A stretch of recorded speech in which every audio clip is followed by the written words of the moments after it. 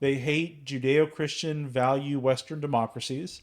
They want some sort of secular humanist or some Islamic republic or whatever. They want something that Right. is not Judeo-Christian centered Western democracy.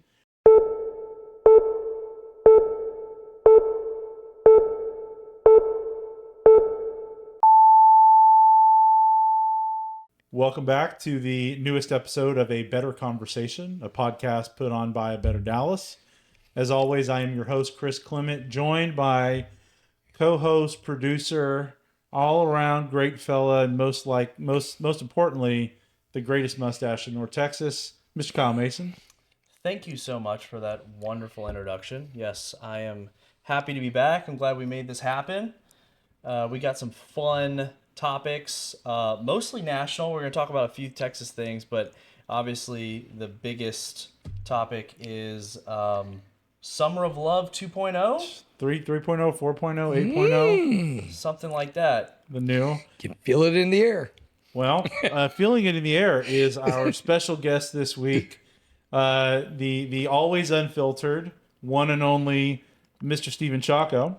Welcome, Stephen. Thank you, Or Chris. Chacko, what do you want to go by? My friends call me Chacko. If you're formal, you call me Steven. That's but I'm not dating any of you guys, so yeah. That's right. All right, Chacko it is. Chacko.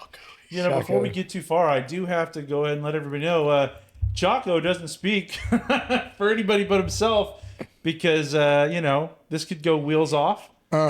And so you just got to know that up front that hey, what comes out of Chacko's mouth comes out of Chacko's mind.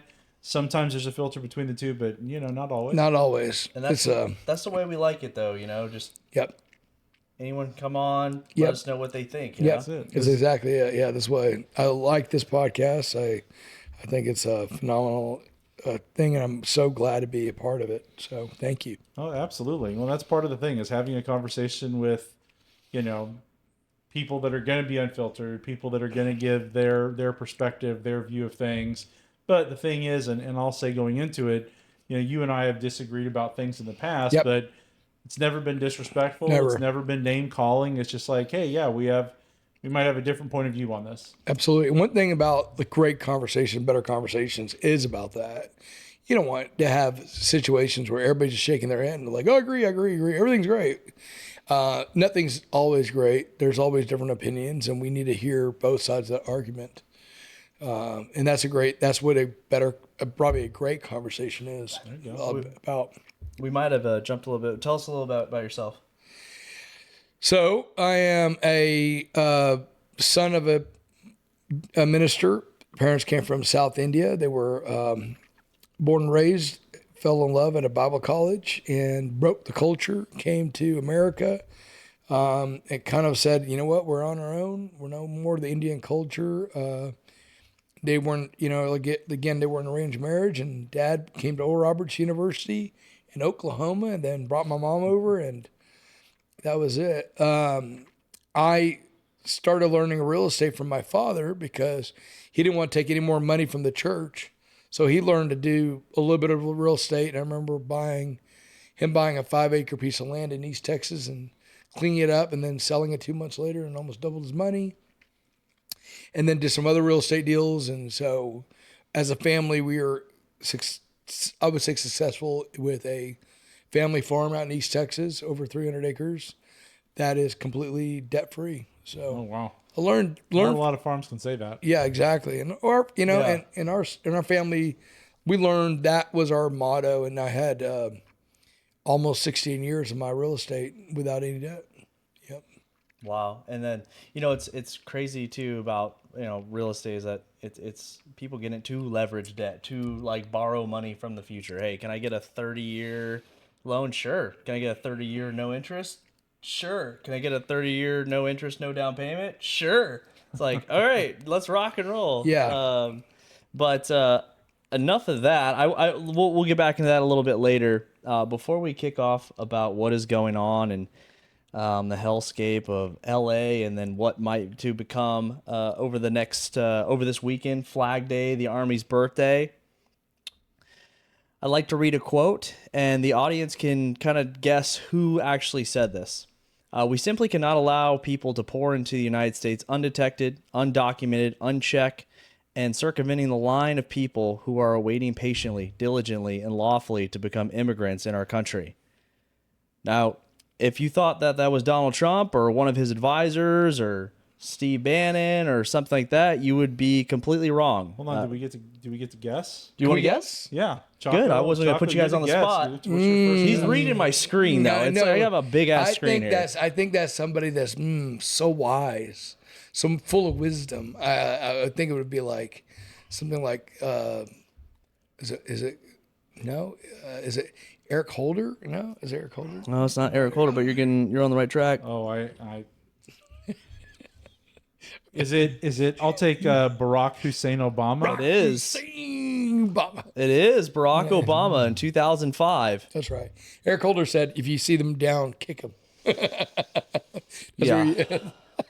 Hey, did you know of Better Conversations on social media? You can find us on Instagram, Facebook, and X.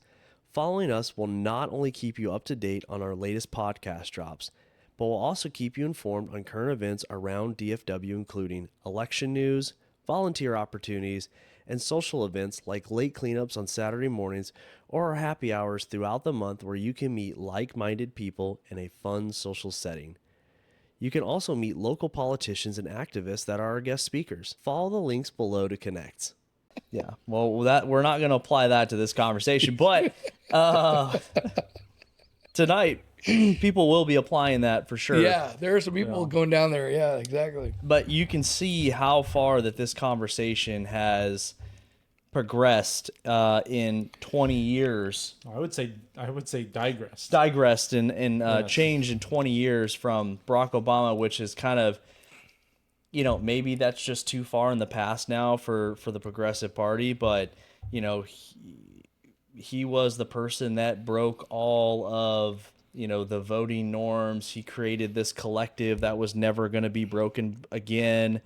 And ultimately it kind of looks like he made the switch over happen from Biden to what's her name? Kamala Harris. I forgot her name already. Kamala. But they won't talk about this stuff, and when you bring this up or you bring up Bernie Sanders, he's out here making comments about what's going on. It's like, hey man, in 2015, before Donald Trump came down the escalator, you were talking about closed borders. You were talking about protecting union workers and how they are taking jobs and how they are affecting your hourly wage and things of this nature. But I guess that's the beauty of Donald Trump, is just a giant wrecking ball, put everyone on their heels. I would imagine, isn't Bill Clinton say that very similar words that you quoted? I think there's something out there with Bill Clinton. Has been. Well, I mean, the Democrats were always historically protectionist.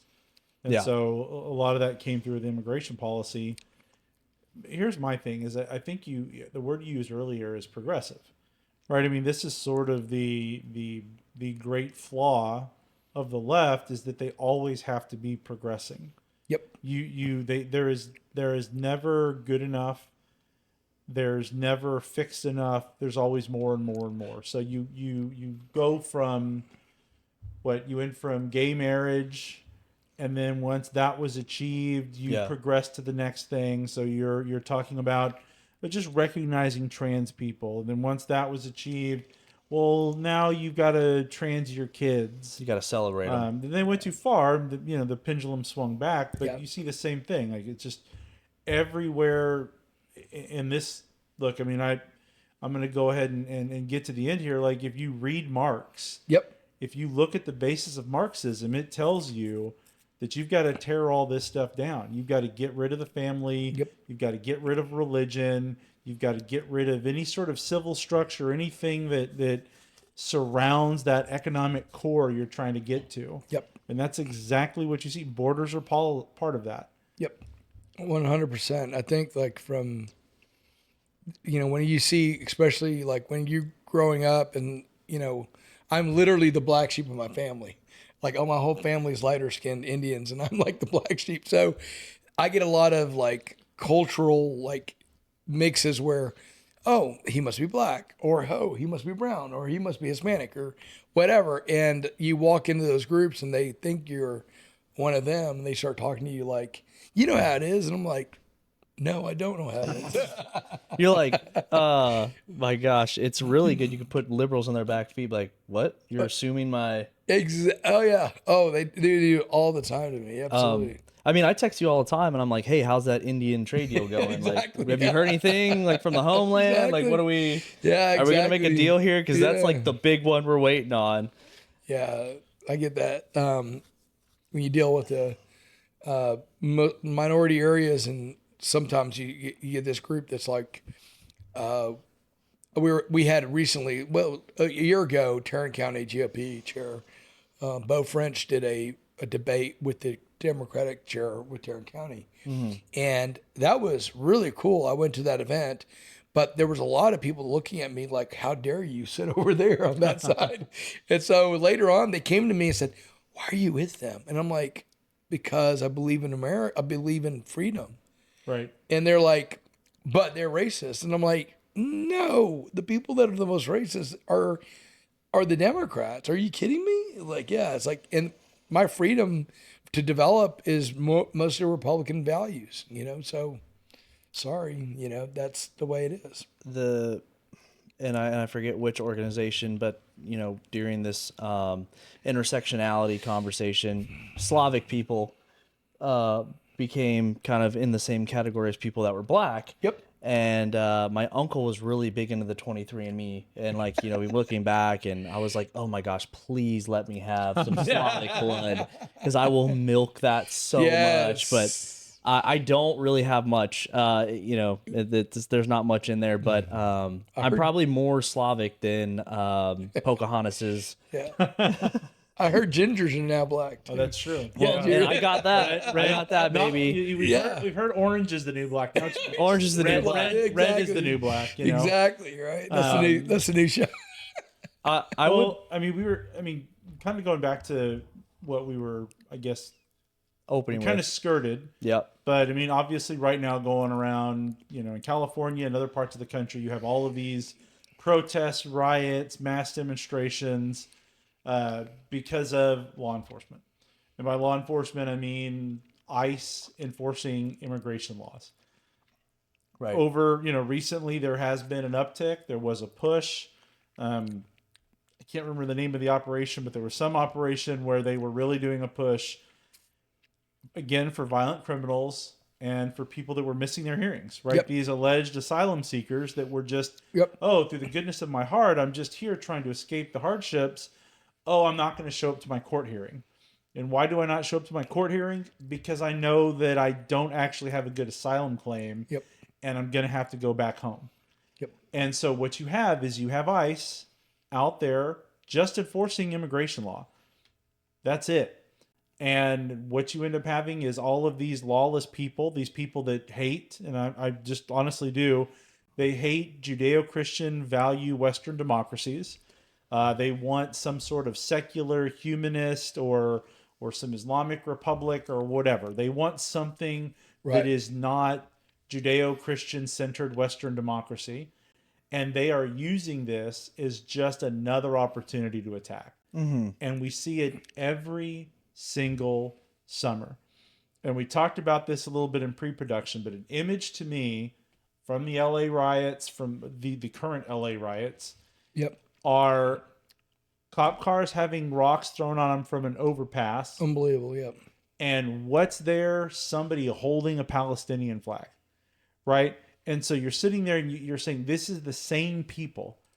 They grabbed the wrong, red, white, and green flag. It's like, oh, whoops. They thought they had a Mexican flag. Right. Whoops. Yeah, exactly. Yeah. And so when you see these same sort of the same people that were marching with the BLM stuff and rioting for that, the same people that are rioting over, Israel fighting Hamas, the same people that are rioting over now ICE doing its job, it's just a bunch of people that want to destroy and want to replace what we have with something different. Well, okay, but we got to remember, it was during the Biden administration, the sales tactic was the great American not even like a great American. It's like, it's your country too. Welcome to America. We will give you all the funding you need to, and come here and remember to vote the way we want you to vote. Remember to lean left. So it was a bill of goods sold. And now it's come in to say, by the way, not really what they promised. Well, no, that's a good point. And it's one of those things. I mean, that's a really excellent point, actually. You have a lot of people that were here. They were sold that they were going to get X, Y, and Z. Correct. They were sold that their life was going to be a certain way. And those were all lies. Correct. And never materialized. And so you have this population of frustrated, upset people, and they're just unloading. Correct. And that was all of it was intentional. 100, all of it was intentional by the left. From the day Joe Biden got into the White House, it was push as many people as possible into the country, and to change the districts and move everything around so the Democrats can control the world, control America. Yeah. Again, for me, there's images that are just ingrained in my mind. I'll never forget the image of the Biden administration bringing in a tractor to lift up the barbed wire to allow illegal immigrants to enter the country. Unbelievable. It's not even a matter of them just not doing their job, right? Not a matter of them standing down, them proactively assisting illegal immigration into the country. And here's the thing that I think Republicans don't talk about enough, I think needs to be hammered in. Every year, the U.S. allows roughly 1 million legal immigrants to enter the country. Yep. It's a stupid high number. And it's a very generous number. Yep. Right? I mean, I don't know of any other country in the world that is that generous with allowing legal immigrants into their country, giving them rights, giving them services, they get the Bill of Rights, right? The 14th Amendment applies, all that sort of stuff. But it's just not enough, right? Well, now all of a sudden we have to have all of the asylum seekers that claim, "Oh, I'm fleeing this danger in El Salvador or in Venezuela or pick the country." Right.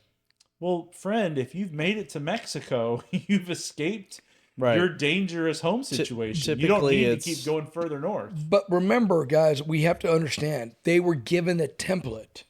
It was not them particularly. It was given a template from their home countries. NGOs were going to those down to those countries and giving them a playbook of how to do it, and numbers and websites and like everything to get them all the way up here to come in. Right. And it was a huge program.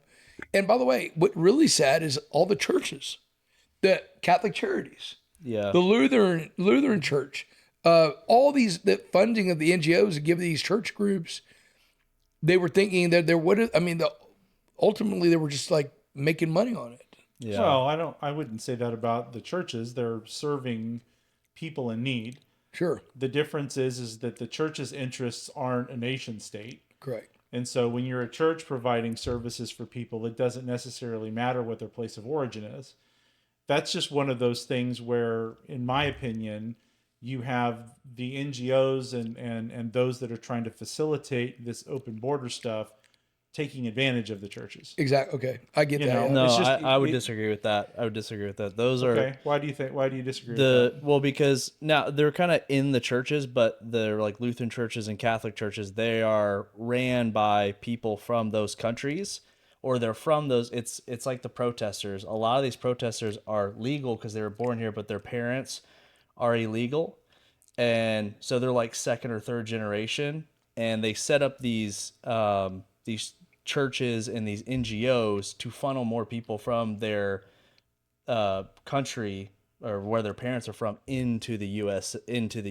Using taxpayer money. How is the Catholic Church set up to do that, or the Lutheran Church set up to do that? Well, they're working under the church. Yep. They have charters church charters. Like they're recognized by the clergy.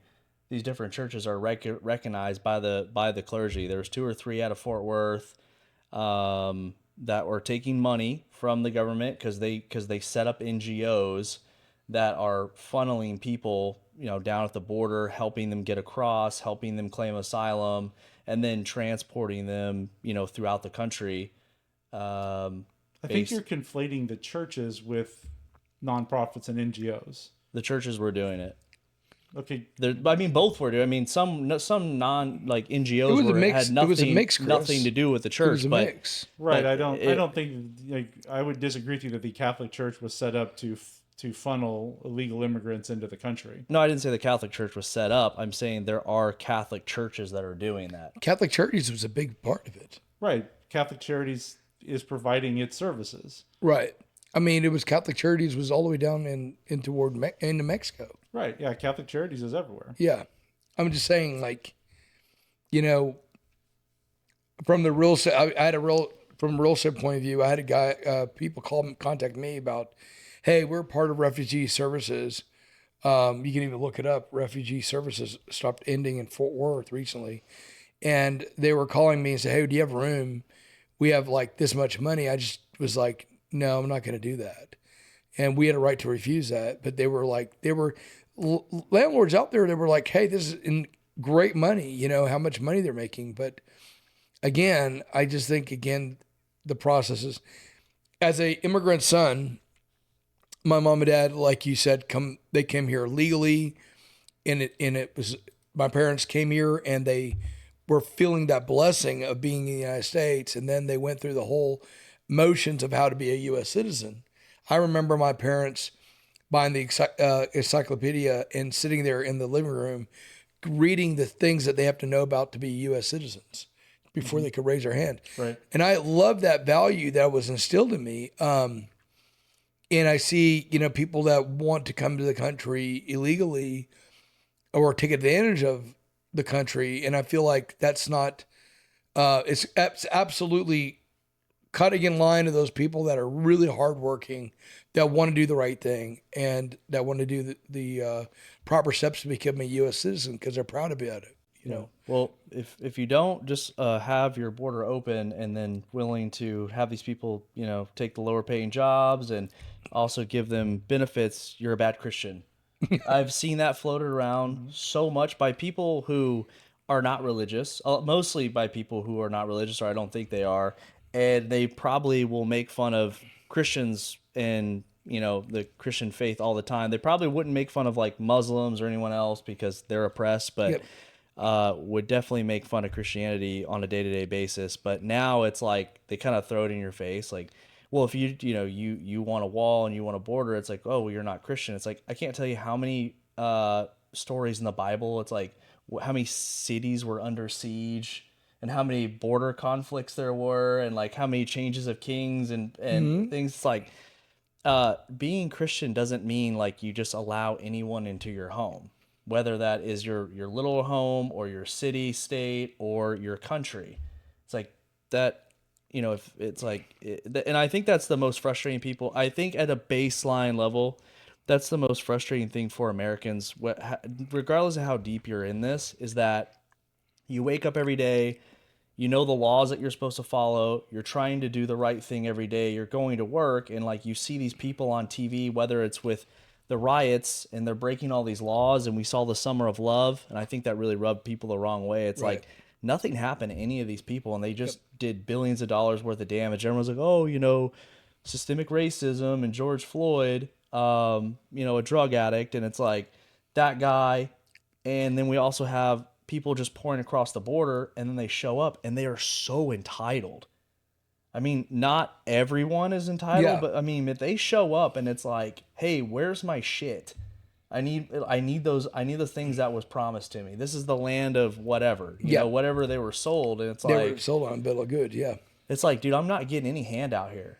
I'm not, right? And it's my parents, that my grandparents and my great they're the one that built this country. I should be getting some kind of dividend here, but I'm not. It's I'm just having to feel guilty and having to take every every Joe Schmo in from around the world. Yep. Can't compete with a third world. I just can't do it. And your property taxes were just starting to escalate, and all of a sudden, you're starting to see your inflation numbers because we're giving so much money to those that are coming in. Like again, being sold a bill of goods, like sold all the promises of free capital, free money, and don't need to work hard at it. There was also, and I agree both of you on that little argument there, but I do agree there's some of you make some good points. Both of you make some good points. But both sides of the aisle, the right and the left, have been using immigration, the broken immigration system, as a political football. Yeah. And I'll give you a good example. If you don't know what ITIN number is, that is a subpar way to get into America to buy stuff. Yeah. And a lot of people don't know what that means. And you know more about it than I know a little bit. It's a little bit It's of like a social security number, but not. It's a tax ID number. correct. So But you're not legal. My very first job anybody can be issued a TIN number. My very first job out of college, I was a personal banker with a bank that I won't name. Yep. Colors match my shirt. and part of the job is account opening. And at that time, that specific bank had a product that was essentially free wires to Mexico. Yep. Yeah. To incentivize people to put the money into the bank, so bringing the deposits in, and then you can wire a certain amount of it back to Mexico. Yep. And at the time, I don't know if this is still the case, but basically wiring money from the U.S. into Mexico was like the number 4 revenue stream for the country of Mexico. Yep. I think it's number 2 now. It was way up there. Yep. And there were so many of the people that would come in and they would have a TIN, a tax ID number, not a social security number. And then the types of identification that they would offer, it was wild. It was like, okay, well, I have a foreign driver's license. Yep. And then I have a utility bill. Yep. And so this is on the heels of or in the middle of the Bush administration, which, fun fact, right? So the Bush administration had temporary work visas, right? You want to talk about like finding ways for people to come here legally, Right. and work, do whatever, but have an actual legal status, pay taxes, not be in some sort of black market under system. Mm-hmm. And then Obama, who you quoted earlier, was the one that came in and got rid of all that. Yep. And Chacko, to your point, it is because it's a political football. Yep. It is because if you're on the political right, you do not have an incentive to fix the border. Because Trump was able to successfully campaign twice on fixing the border. How many other Republicans are out there running on the same sort of thing? I'm going to secure the border. I'm going to do this. I'm going to do that. On the left, the same thing, right? Theirs is the opposite. Oh, we need to reform the immigration system. We need to fix the courts. We need to be more compassionate. Correct. We need to do blah, blah, blah, blah, blah, blah, blah, blah. But if they ever actually fixed it, all of a sudden that nice little fundraising, shiny object goes away. And I think from a business perspective, it was cheap labor. It's cheap labor. It's a lot of cheap labor. A lot of cheap labor. People don't want to admit that though. Like, no, they're not taking your jobs, or no, they don't affect the. It's like, but now we're at the news cycle. Sorry to cut you off, man, but like we're at the news cycle where it's like it wasn't happening. Right. Okay, it's happening a little bit.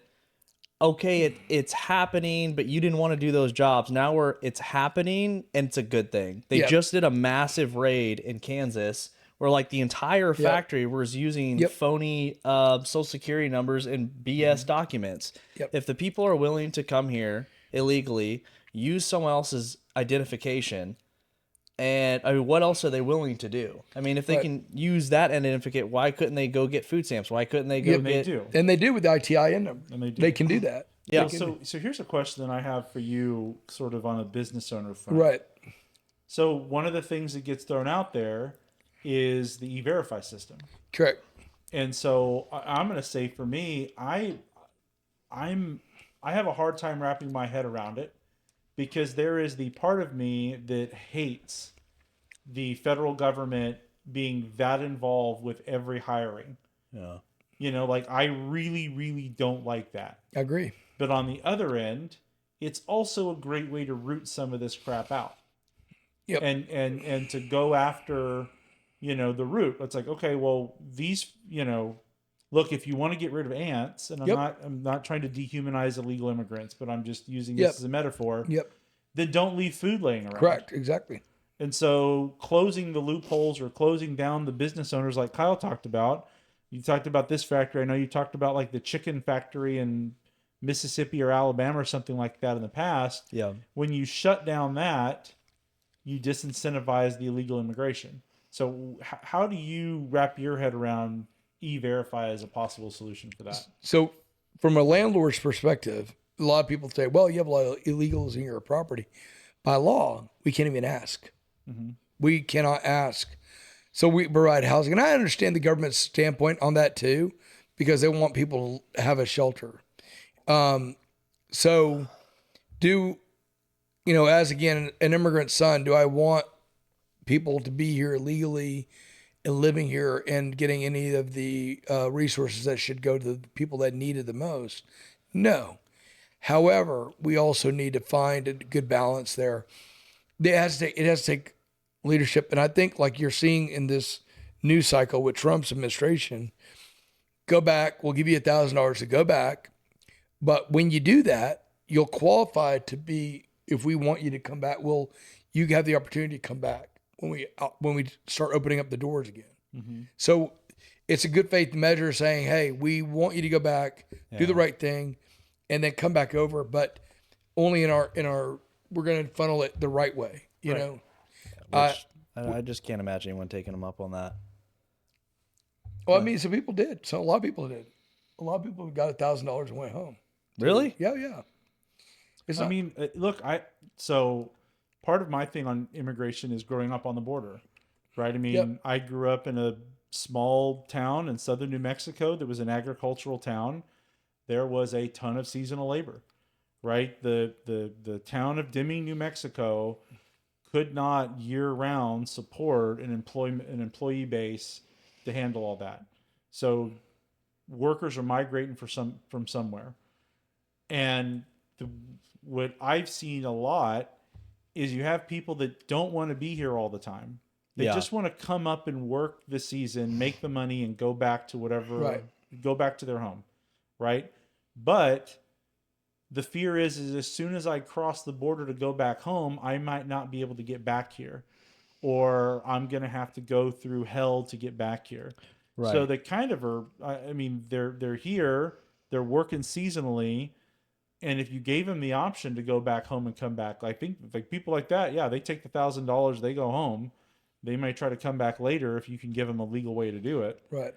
But that makes sense. I speak to a lot of Hispanics that do that. They make enough money here. Right. The offset of buying the peso in the US dollar, and think about how smart they are. They come here, they work, they don't pay any tax, they get as much cash as they can. They run themselves to death, and then they go back to home to Mexico and they can live. They drive a used truck back that they're going to sell there. Yeah. Every single time. Yeah. And it's amazing to think they're kind of smart in that if we were going to go to Europe and they had the same kind of thinking. I think again, they want to be, I've met multiple people that barely can speak any English, but I can tell you that they do, in my opinion, they've done a greater job than some people in America, because they see the value, what they want to give to the opportunity. They look at the opportunity and says, you give me opportunity, I'll give you value. Right. And I think that's a great trade-off if it was done correctly. Well, that was, one of the things so this is something that Kyle and I have discussed on multiple of these podcasts. Yep. Is, and he talked about a little bit earlier, I guess the Chamber of Commerce Republicans, right? Like the Country Club Republicans, whatever you want to say. Those folks were always in favor of short-term temporary workers. They understood that the immigration was cheap labor. Yep. And that's why they were always for it, right? They were always for some sort of cheap labor coming across the southern border, because it was becoming harder and harder to find it in the U.S. Mm-hmm. And we have that. By the way, there's a system for that. Right. We have the system. If you ever go snowboarding or skiing, any of our resorts, you will see European kids and youth and adults, even adults, that are coming here on that work visa. Mm-hmm. And I've seen it. And the reason why I know that, because I had a house in Maryland that we were housing that group. There was on 95, there's these islands of travel stations. All of them, it's called HHS or whatever. They have it also at the airport. That's the host company that would hire, and they put the flyers out there in Europe. Yeah. And they bring them over and they say, come here, work 6 months, travel America, and then go back home. And they got very little taxes out of their dollars. So they were on a certain price point. So we have a system for that. We're just not applying it correctly. Well, I think I guess fundamentally what I'm getting to is I think this is a point where Kyle and I maybe come at it from different angles, right? I mean, I am fine with having immigration policy promote cheap unskilled labor and bring in cheap unskilled labor. Right. Not to speak for him too much, I think Kyle generally doesn't want that because that's a matter of, those could be U.S. jobs. Those are things that Americans could be doing. No, I don't want to put words in your mouth, Kyle. Like if I'm no, not it's a fair. explaining it right. I mean, it's a fair statement. I just because I know we have people that fit that job description, right? You mean U.S. Americans? Yeah, Americans that fit that job. We have 25 to 25 million young men and women that have they're on disability or they've dropped out of the workforce, and it's just it is appropriate to say to some degree that they're lazy, but also they're competing endlessly with the third world. And as generations have gone by, they haven't been trained to do anything. Well, and that's what's going to happen. This new bill, it's going to be a big wake-up call in America, especially those that are on, like you said, disability, but also the social systems like, Section 8. Yeah. They claim they cannot work. They claim they lost a job. They're on whatever, unemployment. And then the disability game is very simple. Once you get in the disability game, you're golden. And you see a lot of people that do that. I'm looking for that able-bodied workers to start changing things. And that's what this administration is doing. They're going back to the reset button. They're saying, hey, we're going to end this game of you can't work. Mm-hmm. I think it's going to be a big wake-up call for a lot of Americans that are on that gravy train of getting by. And again, going back to as a landlord, my experience with that social system is Section 8 housing. And I'll just tell you a little tidbit about that is when they come in, it's not the people that are getting the benefits per se, it's the people that are utilizing the management of Section 8, the housing authorities. For example, Fort Worth Housing Solutions is the housing authority for Section 8 for Fort Worth. Mm-hmm. But then there's a Tarrant County Housing Association. You'd think they'd be the same. Right. They're not. One says you need to have screens on the windows. The other one does not have a requirement. Imagine that in Texas. And then when you talk to the Fort Worth Housing Solutions that wanted my property to be under Section 8, and they were guaranteeing me all this funding and all this stuff. Well, as a preacher's kid and a person that grew up kind of with a conscience, and I look across and I qualified for everything, and they're ready to go. And I said, can I ask a question? Like that single mom or dad with their kids living on my property, how long is the average? Like, are you getting them out of there eventually to get on their own within a year, within 2 years? Oh, no, Stephen. We have people living in our properties 30 to 40 years. This is it. And that's, again, I looked at her like, are you kidding me? And she's like, no, and it was all about, and they have a wait list. Yeah. They all have a wait list. Well, they pay market rent too, right? Yeah, they pay market rent. Yeah. And then, but they do destroy the property. The managers of that say, well, you're the landlord.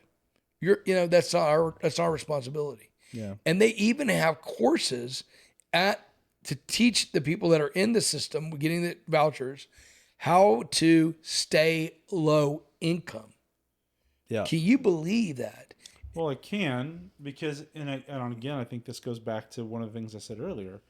There has been a prolonged attack on Judeo-Christian values. Correct. And a lot of the stuff that we're talking about here is moral decay, right? I mean, it's a matter of you have people that aren't going to church. They're not following those sort of common sense of morals that we've had as a country since our founding, to where slothfulness, laziness, like that sort of stuff is acceptable. It's smart, right? You're smart if you're able to stay on that and not have to work, and you have a place to live. Yep. You're gaming the system. Good for you. As opposed to an actual moral thought of, no, you're supposed to make the most of yourself, right? You have a moral requirement to make good of the gifts that God has given you. Yep. Which is, you're going to grow, you're going to develop, you're not going to stay in Section 8 housing for 30 years.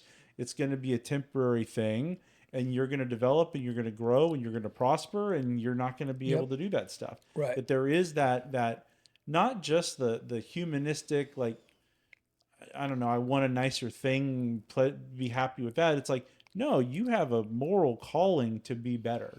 Right. And that's just completely vanished. So Kyle, you talked about the 18 to 25 million young people that are just dropping out of the workforce that aren't doing that sort of stuff. Yeah. I mean, yeah, there's a lot of moral rot that's in that. Right. Yeah. And then you look at when you do real estate, if you understand when you do have these areas that do take voucher programs or Section 8, we'll call it Section 8, all that area, all of a sudden the crime goes to the roof. Well, why is that? Well, let's just look back. If you go to the Dollar Trees around those areas, they have tags on the Tide things. Do you know that they sell the Tide little capsule at the laundromat? They steal the thing. They go out and take the Tide Pod and sell it at the laundromat for 50 cents to $1. These are like very entrepreneurial people. And everything around that whole Section 8 housing area, from the copper wiring to the theft of the properties, or I remember there was a story, this guy was working on a project, and he was company, and he had left his DeWalt drill. He just used it, put it on his end of his truck, and he like came back within seconds, like it disappeared. Right. And he looked around, he's like, he saw nobody. And then 15 minutes later, a guy comes up and says, "Hey, is this your drill?" And he says, "Oh yeah." And it like literally had his initials of company, everything. And he said, "Yeah, that's my drill. Thank you." He said, No. I just bought it for $50. So you have to pay me $70 to get it back." Because he bought it from somebody that stole it at his pawn shop. And then he felt, the guys at the pawn shop guy said, "I felt it was warm," or whatever. He's like, "I knew it was warm," and he got it from somewhere nearby. And he knew that. So that's the market. There's a black market of this going underneath. And everybody, and by the way, if you talk to anybody running these housing authorities, people are giving the food stamps, people are giving all this, they all know the game. Right. They all, and it's, so I do not It is just a game. Yeah. It is a game. And it's not the people that are getting it. And because the generational, you can see the mom, single mom, and then the kids see the mom. Oh, wow. That's how you have to do it. Yeah. That's all they know. That's all they know. And that's all they do. It's the people that are managing it. And it's our responsibility, in my opinion, to call them out and go to these meetings and say, we're going to have a 2-year model. Well, You I know? mean, that's good. I mean, this is why the government's not supposed to be in the aid business like that. Exactly. Right. The government is never going to be able to efficiently run these sort of things because because we have a Bill of Rights. You have to have equality under the law. So there has to be some sort of set objective standards and measures that are going to apply to everyone. And that is always going to create the gaps for the people that play the game. Exactly. Because if you do it too strict, then nobody's able to receive the aid. If you're trying to help out a certain people to make sure they get the aid, you're going to create the gaps for the fraudsters than the people that abuse the system. Right. That's why the government just is not designed to be the social aid anything. Exactly. This is why it's always better done with community organizations, with families, Right. stuff within the local area. Because to your point, if you live in the area, if you're a part of the community, you know who's actually disabled. Yep. And you know who's just lazy. Yep. And got lucky that some doctor wrote them something at Yep. some point that's going to let them get free money for the rest of their life. Absolutely. Veterans are shaking in their pants that Trump doesn't go to the VA and start shaking them down, because there's a lot of people that abuse the hell out of that system. And you know who you are. Yeah, You're not disabled. There's nothing wrong with you. You're just a piece of shit. And as a veteran, Fuck you you. As a veteran, you can say that, like, Yeah.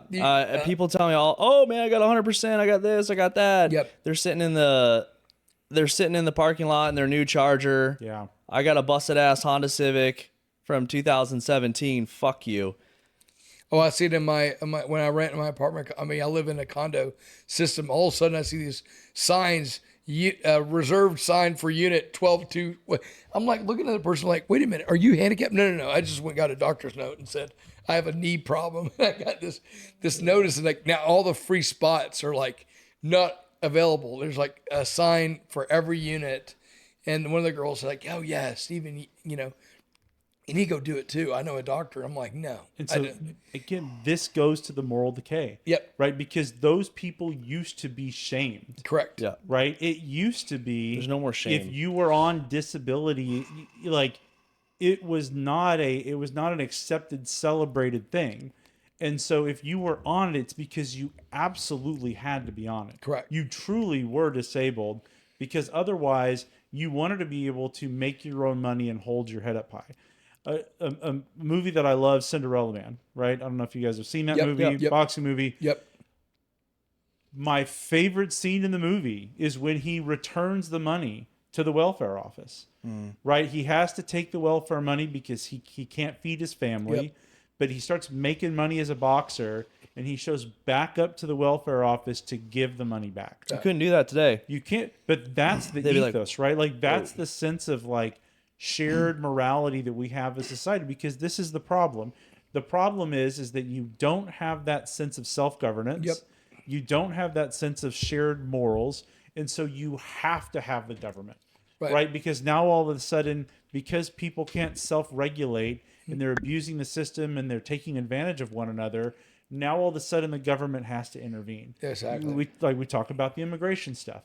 You have to have the Verify system because you have greedy business owners that are taking advantage of illegal immigrants and paying them under what they should be paid. And the only way that you can stop that is by the government intervening. Yep. And that's the sprawl, that's the tentacles where the government just keeps getting bigger and bigger and more part of our lives, because we don't have the shared morals to self-govern. And to emphasize on that point, what happened during COVID, and as a landlord, nope, you can't apply for the PPP. It doesn't nope, you don't qualify. You're a landlord. Rental moratorium, you can't collect rent. Right. First of all my tenants that were good workers, you can't go to work. Right. You're not essential. And so they were like stuck. I was stuck. Rental moratorium was even getting more stuck, and government got involved and said, hey, by the way, landlords like you, we'll help you out. We'll give you rental assistance. We'll do all this stuff. What happened? Like in my case, 18 months out of the 24, that's all you can get. Can you believe that? 6 months, I literally am eating over $550,000 so far in debt. And then you have to chase every program the government has gives it over there. Then you got to go over there, got to go over there, got to go over there. That's the world I've been living in the last 4 years, and it's been hell. And you know, these NGOs or these DEI companies, for example, Community Action Partners in Fort Worth, that was hired as a DEI company. I went to them twice. The first time, nope, none of your tenants have qualify. Why? They live in Fort Worth. Why don't they qualify? Right. Oh, because they don't have their own utilities. Yes, they do. They pay the electricity bill is a separate unit, and they pay the water bill. I give them the bill, they pay it back. It's legal under the law. They didn't recognize it because they don't know the law. And then you have to deal with that. Then you go finally in February 2024, same thing. What do they do with all the accounts after I went to them and got into their faces about it? 3 or 4 months later, they deleted all our files. That's the way it works. And you go to Fort Worth, city of Fort Worth. Hey guys, these are your hire. What are you gonna do about it? Oh, nothing. Because if you go to try to sue city, what do they say? You can't ever fight City Hall. That's what they say. So it's our world over there, and it's been a really a nightmare because a lot of these companies or a lot of these cities took a lot of American Rescue Plan funds. Yep. And they took it and they used it anything they wanted to do for whatever. All of a sudden, I guess the city hall, Fort Worth needed a brand new city hall all of a sudden. Oh, and for some reason, real estate, we never knew that property was in a flood zone. You never got a survey done, and they built their brand new city hall, and it's nice. Don't get me wrong; it's like going to like this huge high rise, but it's our tax dollars, it's our money that they just gave out for their little needs or what their wants were. So, and that goes back to, again, it's when the money comes from the government. Right, because when it's a matter of individuals making private donations and private charitable type stuff, the organizations are much more responsive to their donors and what their donors need and making the best out of it. Now, mind you, we don't always like that. correct. Because there are NGOs where their donors want them to pursue values that we disagree with, but those NGOs are quite responsive to their donors, a lot more responsive than they would be if it's just, hey, the government's giving me a check. Yeah, 100% right on that. I think, going back to what you said, Kyle, I agree with the FU to those people that are taking advantage of the system, especially the veterans and anybody, even Section 8. But you're right about that nonprofit organization I'm dealing with. I'm trying to get a house to help our veterans. We just remodeled a brand new property with almost an acre of land in the middle of Euless. And I'm finding those organizations. Hey guys, I have a house. You have veterans that have a need. They want to have a room. Let's go together. I've noticed something that a lot of them don't have the template, and they look at you with like deer in headlights, and I'm like, okay, so I got to create the template for you to donate the money so I can fulfill the need that you have Right. for veterans that need housing. They don't want to buy an apartment yet or get an apartment buy all the furnishings and everything. We can do that, and we can help them build themselves up, and then all their benefits when they do for like schooling and everything. And they just don't have that. They don't have that framework set up, and it really boggled my mind because it's kind of like, wouldn't that be the most obvious thing to do? But it's like not in their DNA. Yeah, it makes you want to be Stacey Abrams and get a good $2 billion donation and disappear. She looks like she reminds me of what's that movie with Eddie Murphy. Big Mama's House.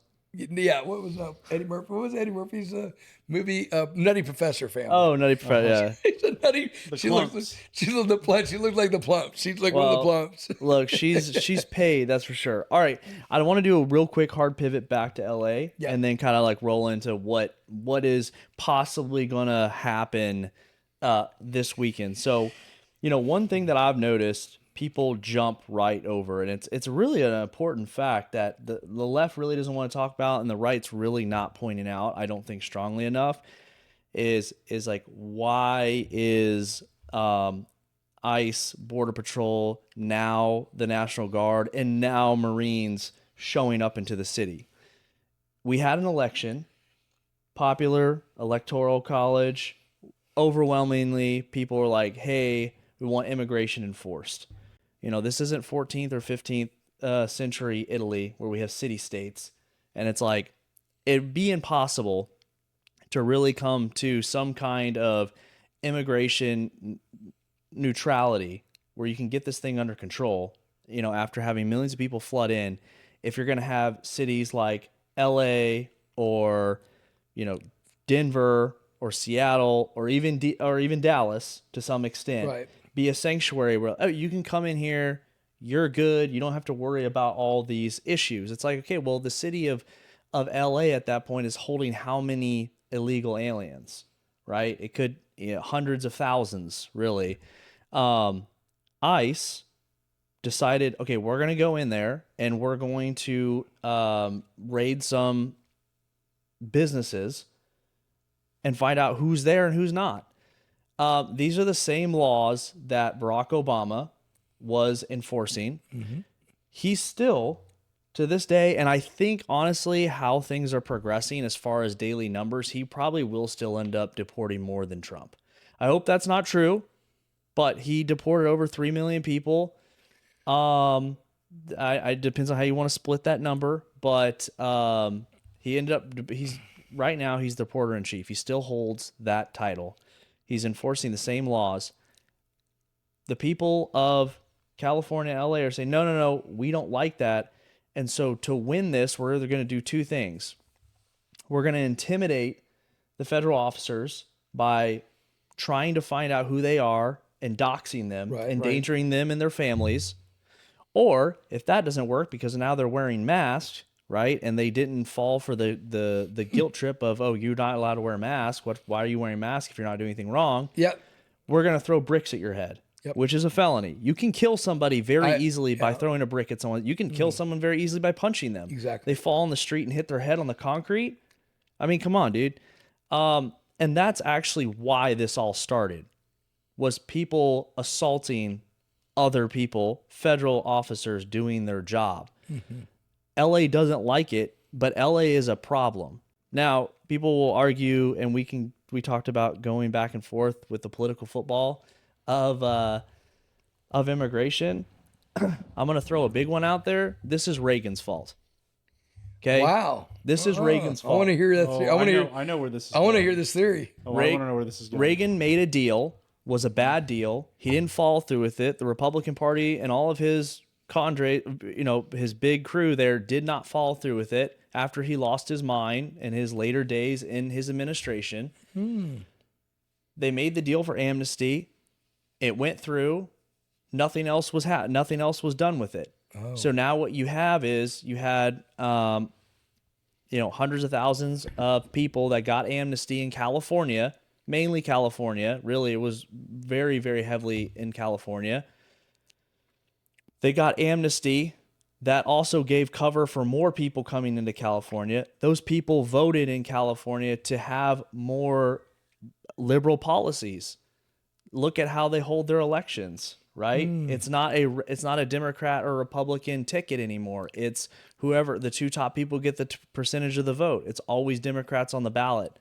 And this thing has kind of spiraled down and down and down and down. And what you have is this giant gash on the side of America that doesn't really want, I'm not saying that they can't be Democratic or can't be liberal. Every state, we're in a federalist society. They can do that. But for them to completely disobey the laws and really the will of the people of this union, it's like saying, hey, I want to play the game and I want to play this game if I win. But if I don't, I'm going to get violent and I'm going to intimidate you. And ultimately, I think that the right just has to come down hard on this, or we're going to end up losing this thing completely. I think you got something there. I don't know the whole thing about Reagan, about the amnesty thing. Yeah, that was the last big amnesty that we did, is Reagan in the 80s. It was supposed to be this grand immigration deal, and it's the same thing where we would give amnesty, but then we would have increased border security. Amnesty happened, increased border security did not. Got it, yeah. Because right after that was George W., then Clinton, right? Yeah. H.W., Clinton, W. W, yeah. And I think like that, it's tough because you want to be a country open to immigrants, like this country has been open to my parents. Mm-hmm. And you want these rules in place, and you want that system to be correct. But then that whole other side of it, it becomes illegal and going through that different motions. And again, like you said, it's political football. So I kind of see your point on that. I think part of it, actually, a key word that you said there is you want a correct system. Correct.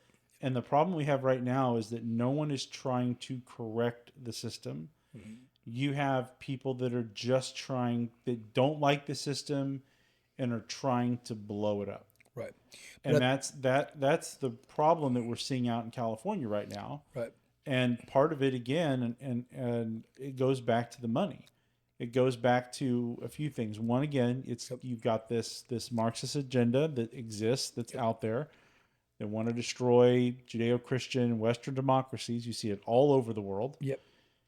But then equally to that, you have this perverse incentive structure with political donations here where you're not going to go fundraise by saying, okay, here's my nuanced, revisions to the immigration policies and we're going to hire these judges. You can't fundraise off that. How are you going to put on a bumper sticker? Right. What you can fundraise on is build a bridge, not a wall. Mm-hmm. Like that's the sort of stuff you can go out and fundraise off of. That's right. Yeah. And I think there's this thing about this sense of urgency from the Trump administration. They're on a ticking time bomb for the midterms. Well, and they were like, hey, we better get these things accomplished. And that's where the problem with, Congress. And I feel like part of the, this big, beautiful, bill or whatever. It's going to hire a lot of new ICE agents. It's going to hire a lot of new ICE agents. You're right. But I think also, was it Scott Turner is the head of HUD now? Mm-hmm. He's I'm really looking to see how he's going to handle the work requirements. And I think there's going to be a time limit for all the government programs. Look, there is a ticking clock because there are the midterms, and it's not just a matter of we have to win the midterms. It's a matter of there is a massive immigration problem. We have the Biden administration created a horrific mess. Yep. And it is a wound that will continue to fester unless it's stitched up. And so the Trump administration, I think rightfully so, knows we've got 2 years to try to fix this, or at least get us so much momentum in fixing this that if the Democrats win the midterms and they pick up the House, it's not going to completely derail any efforts to actually enforce immigration law. Yeah. So I think there really is a ticking time bomb there. Yep. There really is that ticking clock that's like, if you want to solve this problem, you have to do it now. And there's a saying like the Clinton with Trump administration, remember during the election, it was like, make it too big to rig. Their same kind of momentum. They want it to be too big to fail. You know what I mean? Yeah. They've been very strategic. Yeah. I can't tell you how much more I like this administration compared to the last one. Right. Although obviously this one we're 7 months in or 6 months in, but I just, give it some, not really 5 months because he didn't take till the 20th of noon. But, I hear a lot of people, again, with the jobs thing, it's not happening. It's happening a little bit. It's happening but it's happening and it's good. And it's like the same thing with the election about, okay, are illegals walking into the voting booth and voting? Well, as we're doing these raids and we're finding out they have all these false documents, like, I don't know, maybe, but damn sure they can fill out a census because you don't have to put your social security number at the bottom. Exactly. And, this right here is that if you're illegal and you have AOC on a Tonight Show talking about, it doesn't matter if you're illegal or not, it's about where you live, fill it out. States like California and New York and even Washington State, where these sanctuary cities are, these people are filling it out and they're getting extra seats. Now, if you didn't know this, your electoral college is based off of how many seats you have plus 2, because you get 2 senators. Yeah, exactly. So, and first off, go back. The last census wasn't done right. I don't know why no one took that to the Supreme Court. We have a lawyer. Maybe you could tell us. Florida should have an extra seat. Texas should have an extra seat. New York and California have extra seats. That should not be happening. But regardless, you have another census coming up in less than 5 years. If we don't get some kind of protections on who can fill these forms out, i.e. a social security number at the bottom to make sure that you are a legal resident and where you're living and you're only filling it out in one state and that's the state that you're going to vote in, this is becoming more and more of an issue. You need to solidify your gains. And that's just something that the Republican Party has completely, they let it go over their head. It's like, maybe that's what the Democrats think about their party and they think that, we're excellent at this. But when I look around, I just think like, bro, there's not too many elections left until the Republican Party, the idea of it today is just kind of more or less, an ideological backwater. Well, I mean, I don't know, but I would say one thing about the system that the Democrats did with Joe Biden was open the floodgates and get as many, you're right, to get these. Flood the zone, flood the area, get as many of those seats to move over. And where did they if you look at the weight of the states that they flew them to, Pennsylvania, North Carolina, of course we saw the stuff in Ohio with eating the cat. Like you see kind of the states that they're going to. Right. It doesn't really take much to flip a state. Correct. It really doesn't. I mean, when you look at an election, on where to flip a state, you bring in people with a certain ideology, and then they have kids. Let's say they have 3 kids. Well, 2 of them are probably going to think like their parents, right? So, and kind of there you go. It is the long game, but it is a game.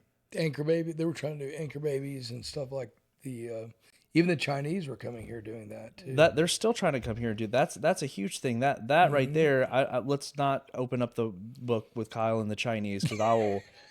They are the biggest threat to the United States of America. This right here is just like the light opening salvo in World War III that we're seeing this. The Chinese coming here, there are so many Chinese kids that were pushed out. Their mothers were pregnant on a plane. They got pushed out. They got their papers and they flew back to China. Yep. They are actively being indoctrinated into the CCP, and they're going to have all the rights that Americans have, the same soldiers that are going to be and sailors that are going to be manning the bases across the Pacific Ocean. And I'm going to love to see how Americans and mainly the left deal with that situation. Well, it's an American citizen, right? It's born on American soil. How are we going to deal with it? I mean, we can't lock him up, even though we kind of know that he probably is a dangerous situation here if we're still in conflict by the time that they grow up. Love to see how that's going to work. Can you do that in another country? Can my parents go to China and have a kid? Can I do that? Can I go to Japan? My son was born in Japan. Guess what? He's not a Japanese citizen. Imagine that. You can't really go to any country and just have an anchor baby, and that's really what it is. And we're seeing the results of it. The people that are out there and in these riots, obviously some of them are illegal. They came here illegal, but really what you're seeing a lot of first and second generation people that are born here with all the rights, and what they're worried about is their parents, right? Or their cousins or their whoever that they, brought over, or have come over and have supported, and it's their family, but it's like, but again, it's illegal. And I don't know how else to say it. It's like, it's illegal. I can't go to Mexico and do whatever I want and then send the money back tax-free. It's just a completely unfair situation. And they are so indoctrinated with this is okay. It's gotten to the point where it's okay to assault people with deadly force because you don't agree with the laws of this land. And I'm really looking forward to this summer. I mean, the old adage used to be God, family, country. Yep. Right.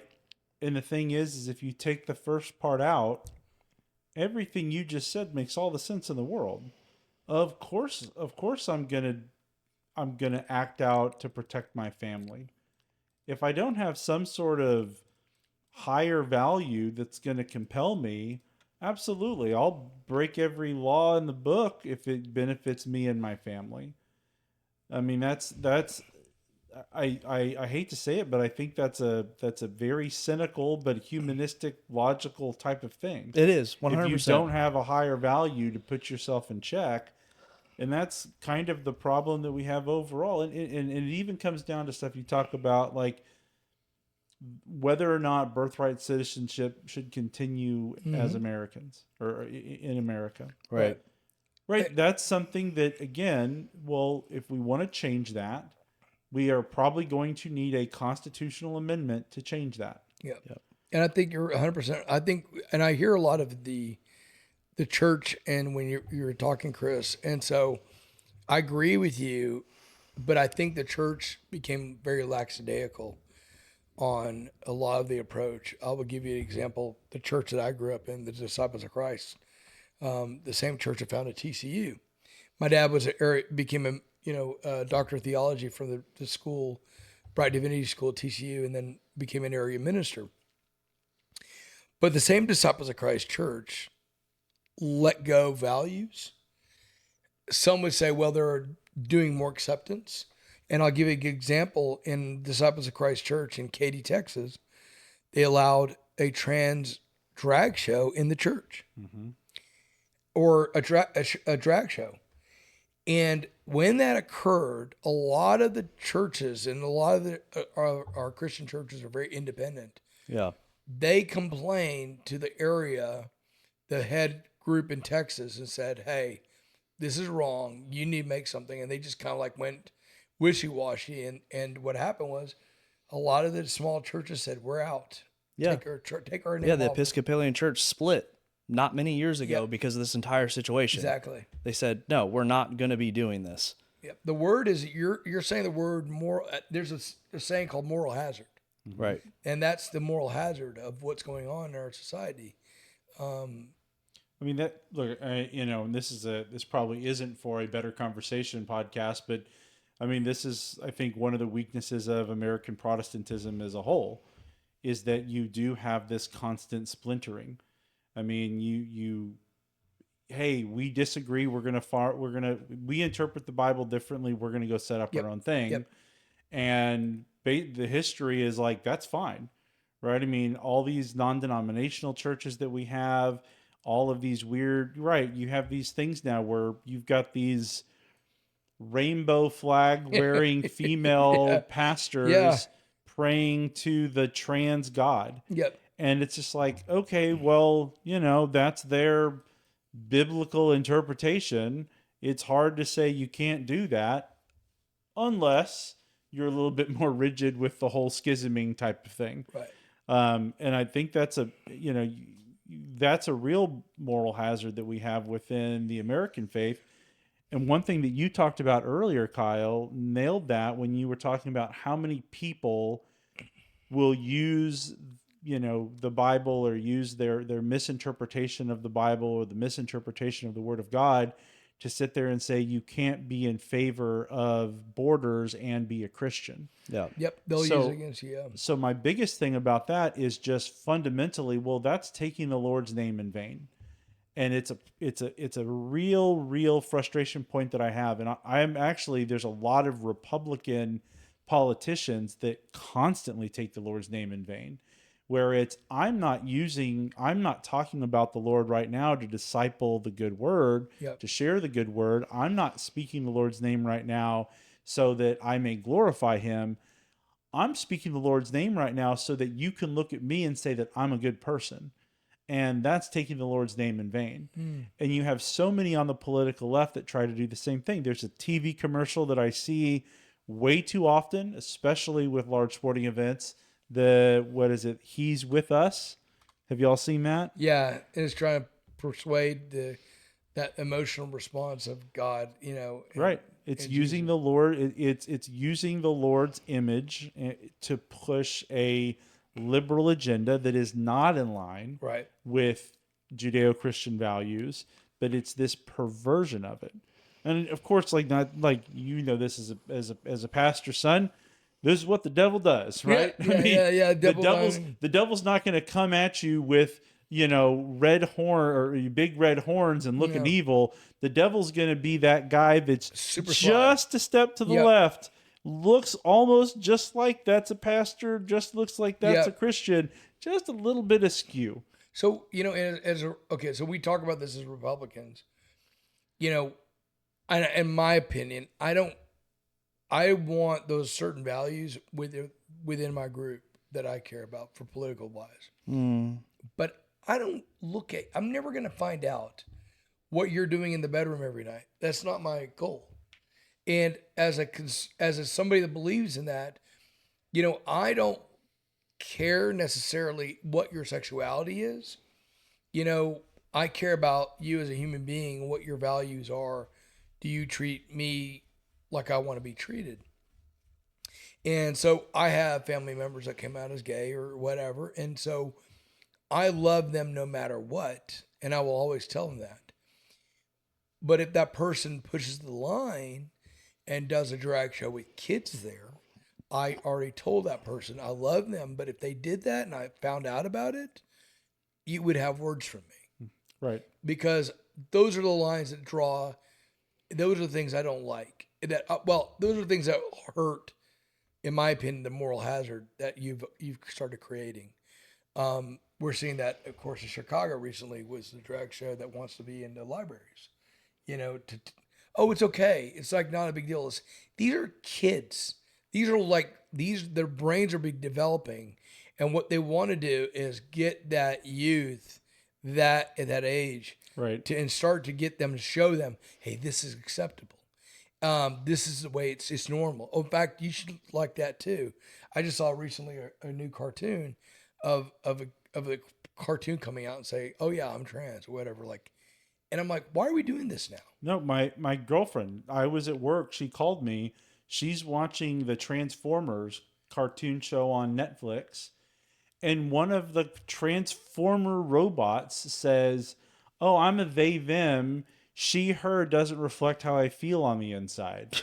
And it's just like, what does that mean? Why is that in Transformers? It's cars that turn into fighting robots. Why are there Oh my pronouns gosh. at all? And we're talking about small kids. Small kids. And it's everywhere.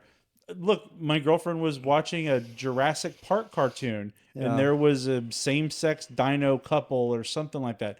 All that stuff is there. It's been, again, that stuff's being pushed, and you're right. It's targeting young people because they're impressionable, and you know that. And if you get them when they're young, it's almost impossible to pull them back from that. Right. Yeah. It's like what I'm doing with my kids, trying to get into sports, right? Because if you hook them on, if I get lucky and my son loves hockey, guess what? I get to do a bunch of hockey stuff. Yeah. Right. Or if like my daughter likes riding horses, great. We're gonna be around horses. Or if volleyball, cool, I can help out with that. Yeah. I'm not gonna get my son into something that I don't know anything about.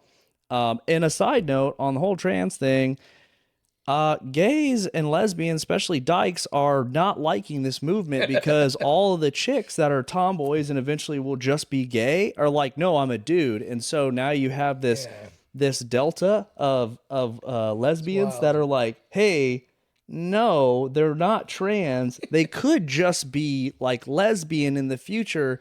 So chill out. So yeah, like, the 45-year-old, 55-year-old lesbians that are like hoping these teenagers will be able to date here soon are like pissed about this. I'm serious. I'm not. I'm like, I'm so confused. What's confusing about it? That people like these young like teenagers are like, oh, I don't know.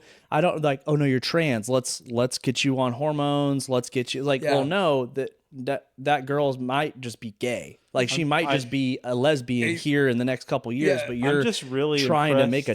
I'm really impressed how in touch with the lesbian dating scene you are. Oh, I love lesbians. We like the same thing. We do. I agree with that. We like the same thing. Let's take a quick break. Okay. All right, we're back. We got a few drinks. How to relax a little bit. Let's see.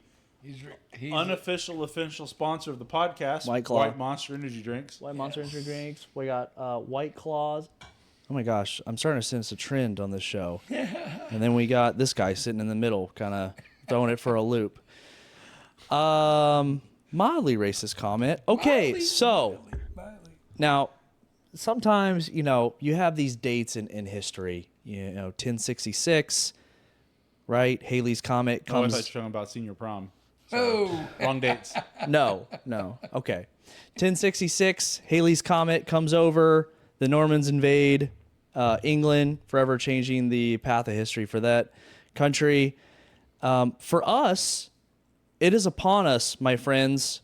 June 14th, Flag Day, Trump's birthday, military parade, first one in a long time, Washington, D.C., the U.S. Army's 250th anniversary. If you have any plans, just go ahead and cancel them because you're just going to be celebrating this on Saturday. You understand? That's what you need to be doing. Now, I'm excited about it. If I could go to D.C. to witness this, I really would, because I do believe this will probably be the last one in a really long time. I don't, for Americans, we love to have planes fly over our football games and stuff, but we really don't have any like military parades. We have like veterans parades, but we don't have any military parades. We don't have tanks rolling down Pennsylvania Avenue, and I just really think we need more of that. But that's just me, and some people think I'm a little extreme with that. I'll tell you a few people that are pissed off. They're not interested in this, like, whatsoever. Are we sharing? Are we streaming? We are. Oh boy. wow, this is Producer Kyle showing off. man. Is this brand? Am I honored to be the first one to see? No, we've done this We've before, done this but before. But I would like to say, for all the leftists that go out there and are holding foreign flags and are starting to, if they start to burn things, that's not protesting. That is called a riot. But I would like to say you are being funded and played by the richest family, one of the richest families in America, the heiress to the Walmart dynasty, and George Soros. They are funding hundreds of groups, and here they are on the screen. There's too many to name, but you can go ahead and see the list. You mean the Walton family? They're Walton family is the Walton. Well, one of the One of the Waltons. one of the Waltons. And the Waltons are one of the richest families in America. Are funding a lot of these groups, and asking people to go out and show your support this weekend on Flag Day. Wait, is it one of the groups? Zoom in. Is it one of the groups called Fun?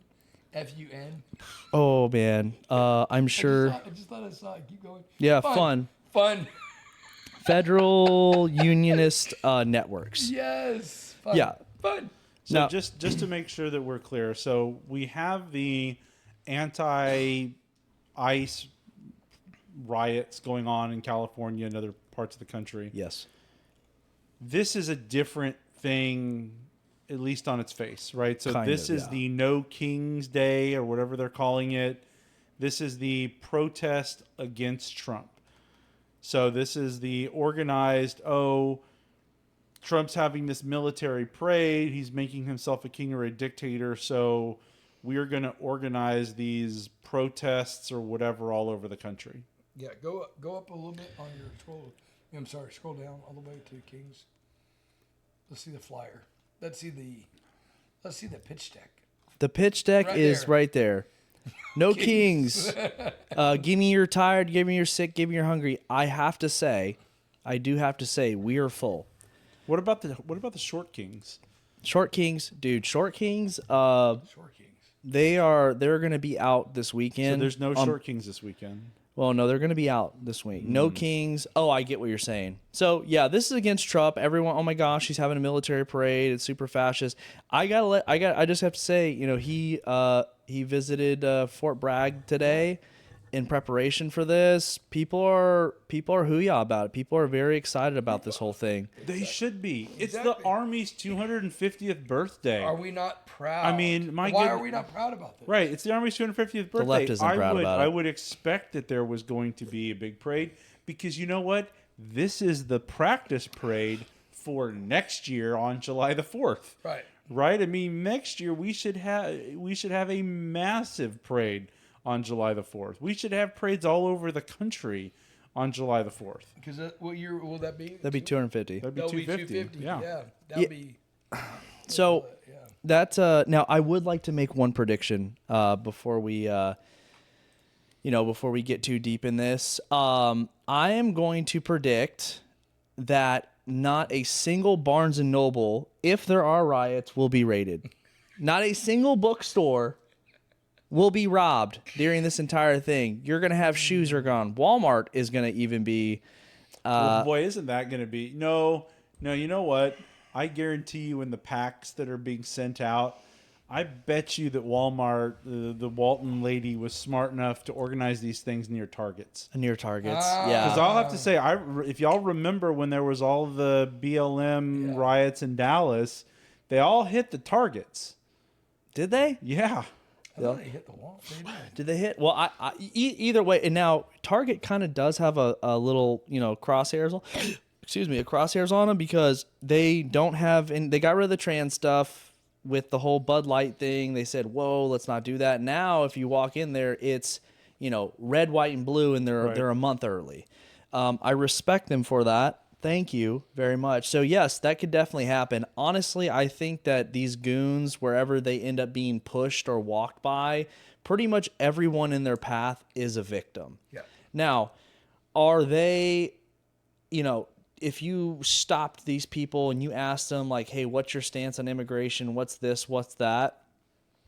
I don't know how they actually think. The problem is that I wasn't thinking, officer. That who knows what they're thinking, right? But the point is that every time the left comes out for these protests, you can call them, they're there too. They are there too. They take advantage of the situation. The left, meaning the people in the crowds, don't stop it other than say, "Hey, don't do that. Don't do that." And then the media runs cover for these people. And, in the Summer of Love, we had that perfect shot of it's a mostly peaceful protest. And there was that giant apartment complex that was on fire. Every single window had smoke coming out of it.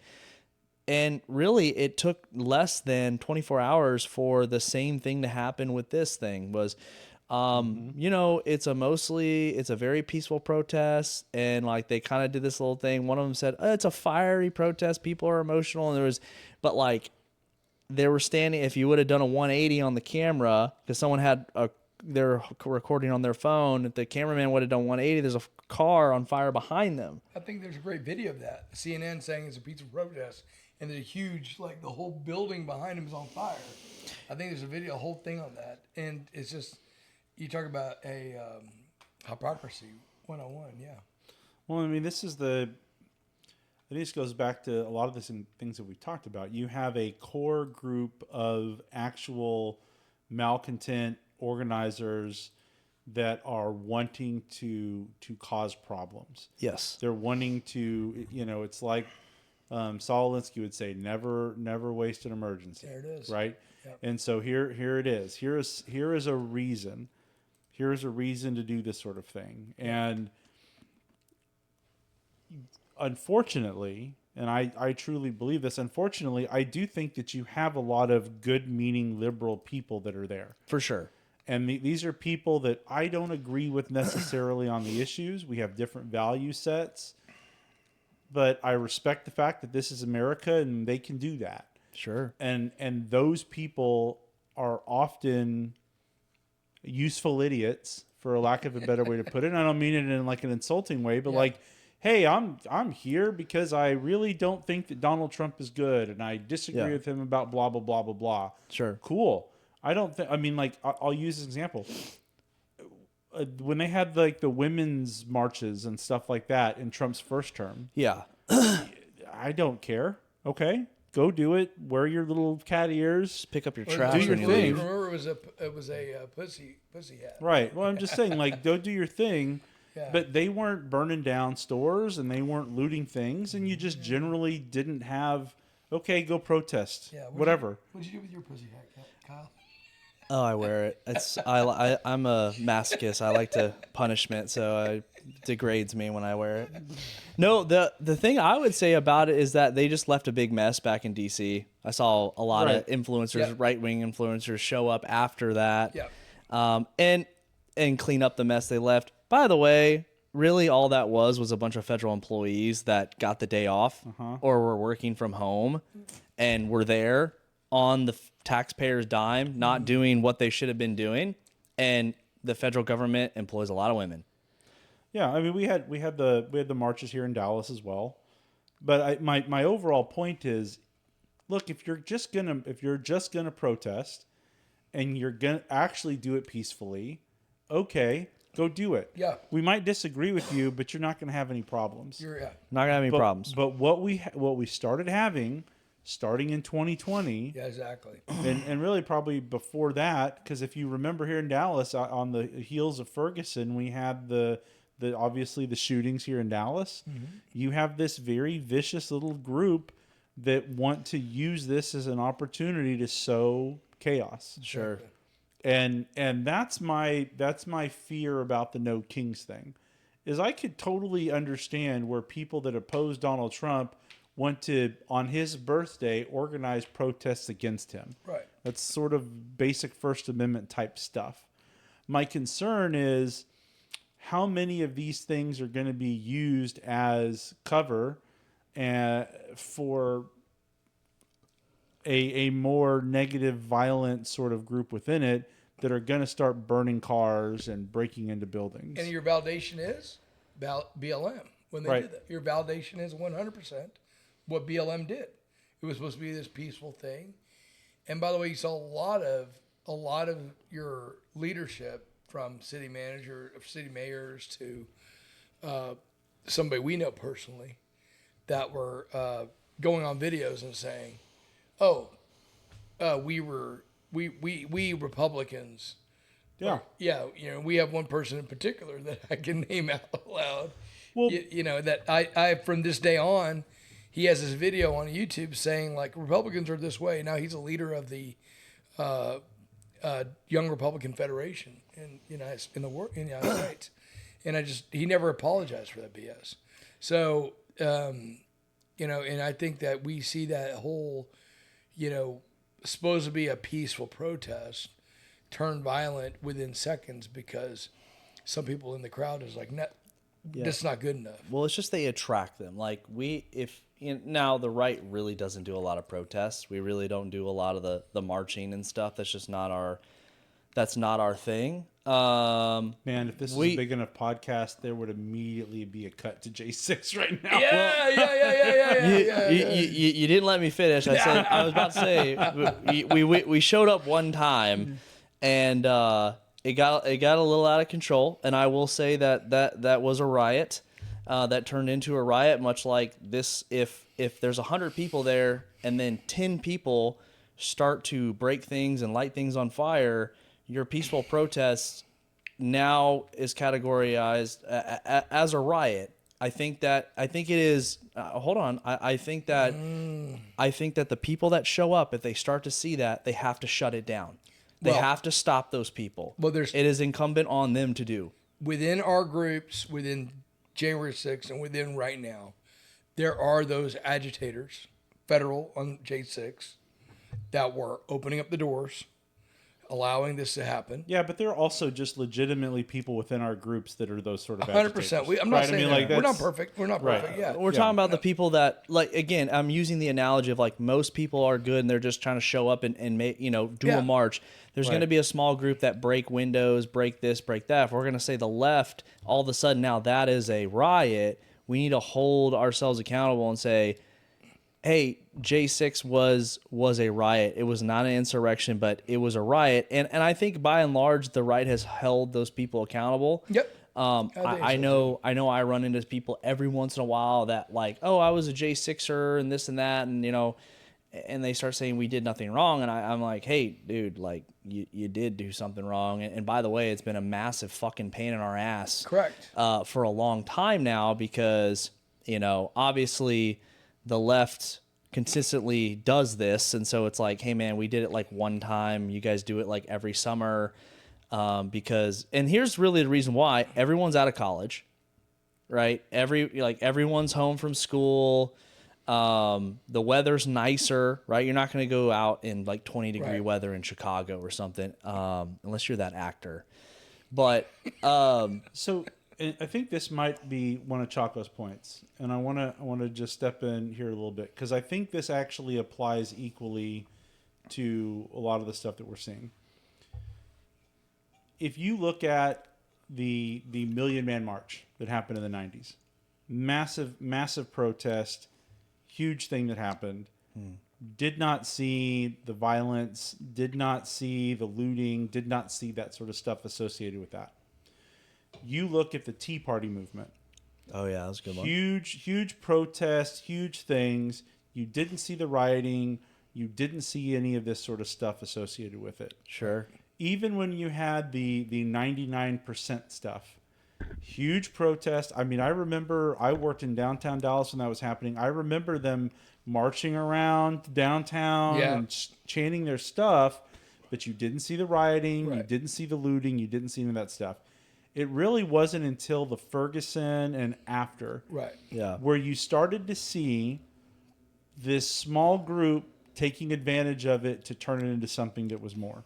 I mean, I guess you could say that about the LA riots, but I think that's fair to like put in its own category. Yeah, I think that'd be fair too. Yep. But I honestly do. I mean, this is where, you get called a conspiracy theorist, but you have stuff like Antifa. You have foreign countries that certainly wanted to sow discontent within the U.S. Yes. To where and this is just human. This is just human psychology. All it takes is a handful of people to start going wild and doing the wrong stuff. Yeah. And you're going to slowly see more and more people drip and flow into that. Right. That would have ordinarily never do something exactly. like that. A crowd does a it just weird takes thing a to little people, bit of man. momentum. Well, yeah, a little bit of momentum is 100% that. And then like J6, you can see videos of, there's plenty of evidence that there was a coordinated effort to get people to be entrapped into their own vices. Own stupidity. Oh, yeah, 100%.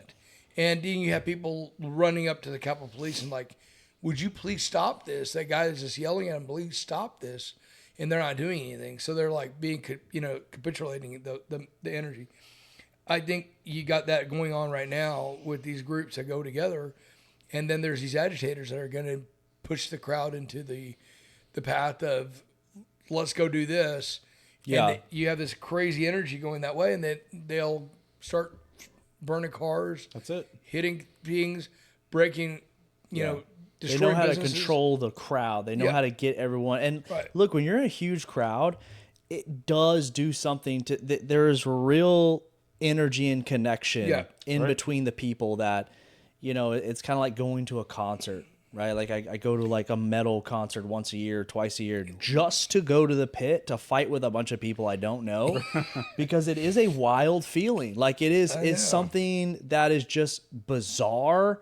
I don't know how to describe it, but there's nothing better than having a few drinks and just running into a crowd and just everyone beating the shit out of each other. Well, it's Black Friday, right?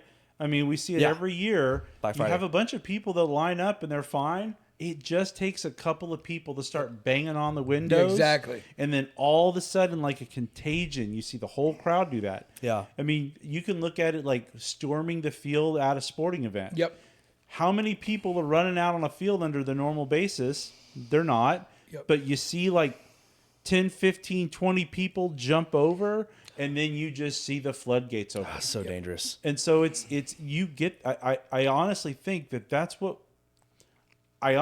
that in America, since the mid 2017, 16, or 14, whenever it was Ferguson, from then on, I honestly do think that you have this group of agitators that show up to these sort of events and try to inspire this sort of like lawlessness within the rest of the crowd to get it going. And some of it, I think, is political agitation. Sure. But I think you also just have the old-fashioned criminal element. I mean, how many videos have you seen of the Foot Locker getting robbed and the Apple Store or a 7-Eleven getting, vandalized and just people flooding in and leaving with anything they can put their hands on? Yeah. Not politically. They just see the opportunity and they're taking it. So this right here, if we look back to the summer of love, Donald Trump tried, right? Some of the states, it only happened in certain states, And to a certain degree, I said, fuck them. Like Seattle with the federal building or in California, I said, hey, look, if that's what they want for their cities, let them burn. Yep. I don't care. It's their cities. Don't do it in Dallas. They did it in Dallas, man. Yeah, but it wasn't to the extent. But it was, yes. The police stood down, but they police did. stood down. I still remember. I'll never forget going down through downtown Dallas, going down Main Street, going down Commerce, and seeing plywood everywhere. Everyone boarded up. Everyone boarded up, and it just it wasn't as bad, but you saw it everywhere. We saw these pallets of bricks that were just showing up places. This never understood how that can. It's coordinated. I mean, it's not hard to rent a U-Haul and get a pallet of bricks. It's not like easy to take it out of the U-Haul. There had to be a little forklift or a little pallet jack. Yeah. Pallet jacks are look. I know within the next hour we could have a pallet of bricks placed somewhere. And we promised to do so. We could stand back and stand. No, look. Welcome to the A Better Conversation, our first ever scavenger hunt. So it's not, find the pallet of bricks. It's not hard. That everyone's like, oh my gosh, where is this pallet? It's like aliens are bringing it out. It's like it's really not that hard and they're not that expensive. And if you find the gold brick, Kyle will let you touch his mustache. But here's the thing. Please don't touch my mustache. Here's the thing. This weekend coming up, this is a barometer or a really test run on what the rest of this summer and up to the midterms is going to look like. I think 100%. I agree with you. If they run roughshod on whatever city, if they get to run roughshod over the weekend, I think you're going to see a huge escalation, and it's going to escalate to a point of the governors and the city managers and stuff are going to have to make okay, how do we handle this situation? I think Trump has already said, I'm not going to live through this again. I'm not going to do this again, right? Because that's kind of what he had to deal with. His first administration was just tons of riots. I mean, from the day he was inaugurated, D.C. was covered in smoke for 2 days. All through a summer of love, they burnt the guardhouse at the White House. He had to go to the bunker. Then the media made fun of him for it, called him Bunker Boy, right? They burned a church. He cleared out the courtyard, and they say he gassed a bunch of peaceful protesters. Like, bro, there's a church they set on fire. Yeah. Okay, and again, I do believe it is on those people to police themselves, stop people that are committing crimes, and point them out to the police. You cannot protect these people as they're committing crimes in front of you. You are now, I know I got a lawyer on the couch, but you are accessory to the fact. You are helping these people commit a crime. You are giving them cover. Whether that holds up in court or not, I say in socially, that's what you were doing. Right. It's not a legal thing. It's a moral thing. It's a moral thing, right? You are abandoning your civic duty when you are standing by when that sort of lawlessness occurs or participating in the lawlessness. I mean, look, this is where one of my general philosophies is don't assign to malice what is assignable to incompetence.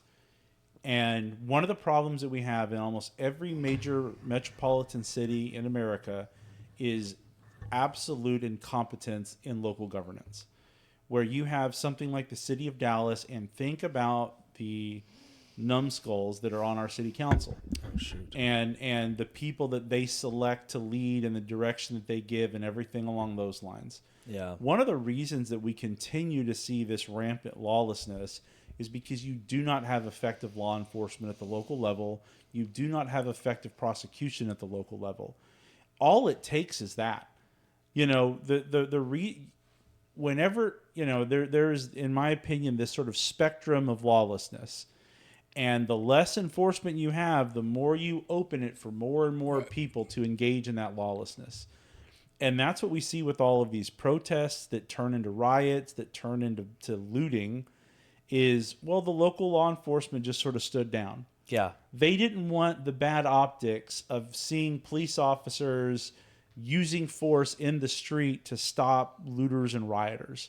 So instead, you just kind of move to the side and you let it happen. Mm-hmm. And it's sad to say, but there are lots of police departments that's sort of and I could go into why, but I won't.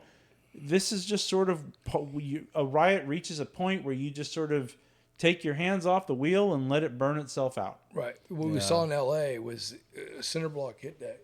So I don't know. I mean, well, and you saw the same thing. We talked about. You saw the same thing on J6. Yeah. Where it's a point where it's like, okay, well, we're just going to kind of let them do their thing and hope they burn themselves out, instead of actually standing the line and being like, no.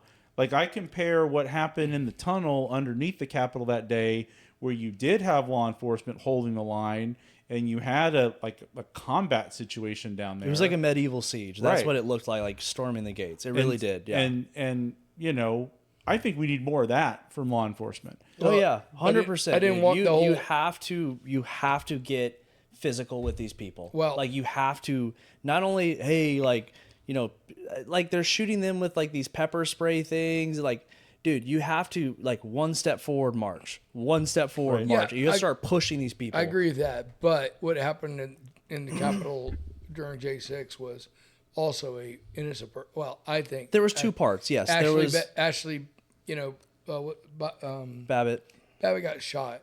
Yeah, wow. For coming through. Well, I don't know. Like there could have been a non-lethal route to that. Versus just shooting somebody that's Just trying to break through the barricade to get at the legislators. I mean, look, it's not like there was just a bunch of people in there yelling when that right. happened. Like, and I don't think it's good. Like, it's easier, and it's really the right thing to say, hey, J6 was bad. I'm not going to defend any of the people. I think that they got over prosecuted, and they did not get. Some got over prosecuted. Some got over prosecuted. Well, I would say a lot of them got over prosecuted. And like Chacko's trying to get at, like, hey, there was a lot of doors that were open. There was the police that were escorting people around, including the shaman. Yep. There was a lot of weird things about that. Obviously, it was a political witch hunt. They were still trying to serve arrest warrants, even like up until September before the election. It's like, dude, come on. Like, they're arresting guys in like Arkansas and stuff. I'm not trying to give shade to everybody there. I say that you're like in that crowd situation, and just like, and again, there are good people, as Trump said, there's good people on both sides, and you're going to see good people in these riots, and they're going to be riots here in Dallas, that are going to go there thinking that they're doing something for. I'm standing up for the principle for I want my uncle, dad, kid, whatever, to be legal in the United States, and they came here on a bill of goods. I want them to have that. If you don't give me that, I'm going to get violent. I'm going to get violent. I'm going to get violent. But And I'm going to intimidate you to. There's going to be somebody there that's going to be encouraging him, like, bye. Hey, you know what? And like, yeah. why don't we just, dude, come on. Like, For sure. Yeah. And if when they had that moral conscience of like, the hazard is like, maybe I won't do this. I've seen, you see videos of groups going into a Target that you'll see one or two people like stand there and be like, kind of deer in headlights, and you're seeing their whole brain go through the process. You see them look around. Yeah. No one's stopping it from happening. Yeah. So it's why not me too? Yeah. And that's where, and this is where when we were talking about J6, Yep. I drew the dichotomy. I think that that law enforcement in the rotunda, whatever, on the upper level, should have been holding the line and telling people, no, you can't come in. This is because you're right. The problem that I have with This J6, is the people's house. Right. The problem that I have with J6 is that they did open the doors. They did let people come in, and then they turned around and prosecuted those people. Yeah, correct. It's like, no. If you hold the line and you hold the doors and you're not coming in and people force themselves in or they kick in the windows, go prosecute those people. Yep, exactly. But to sit there and open the door and let people stream in, and then to Kyle's point, years later you're trying to arrest and charge, that's the problem that I have. I think most Republicans are like right there at that line. They realize some people did bad. We want them to be prosecuted fairly under the law. Most people that were in the jail, other than a few people, I'm talking like 5 people, maybe should not have gotten that part in my opinion. Everyone else, I think, either served way more than enough time, and their lives have already been destroyed, financially, socially.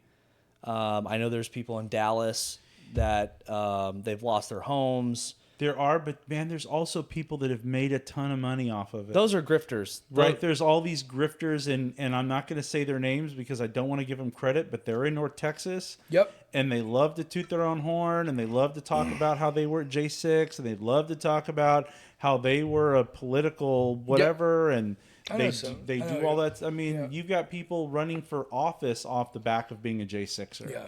Like, that's the sort of stuff that's like, look, even if we want to say, and there were people wrongfully prosecuted, you still don't glorify that moment, right? I don't know why anybody would glorify what happened on J6. Yeah, and I had friends that were there, and they saw when people were walking to the Capitol. They looked at it and they said, "Man, there's something I can't do." Right. They had a moral conscience. I'm glad they are the way they are, and they still got people coming after them. Like. But yeah, going back to like this whole thing, this weekend's gonna be. I agree 100%. It's a test. I call it the left, the progressives, or the socialists, whoever they are. Yeah. The agitators, the NGOs. It's really progressives, not really Democrats. Right. They are progressive. They are the far left of the party. Right. But unfortunately, they have a very loud voice in that party. Exactly, and they're going to be testing the waters to see how do we move this. America, like, can we get away with it? Can we get away with it again? And that's the thing, because they already did it, right? And if they went away during Biden, right? Because you're not going to really do that during Biden. My fear is we do have a couple of people get shot, and we have never experienced our Kent State moment in our experience. I'm not worried about that at all. I'm actually with Chacko on this one. Yeah, I am. So here's what I think. I actually think that last weekend was the trial run. Right. This weekend, when you look at that map of all the organized protests, well funded all over the country, I mean, if you're an agitator, there's your battle map. Right? Yeah. And so I'm just saying I'm not worried about any of these people getting shot. Well, my concern is this. My concern is that these people are going to use the same tactic that Hamas uses to get its sympathy. They're going to go out, they're going to agitate, they're going to do this stuff, but when law enforcement responds, that's going to be the thing that gets all the coverage.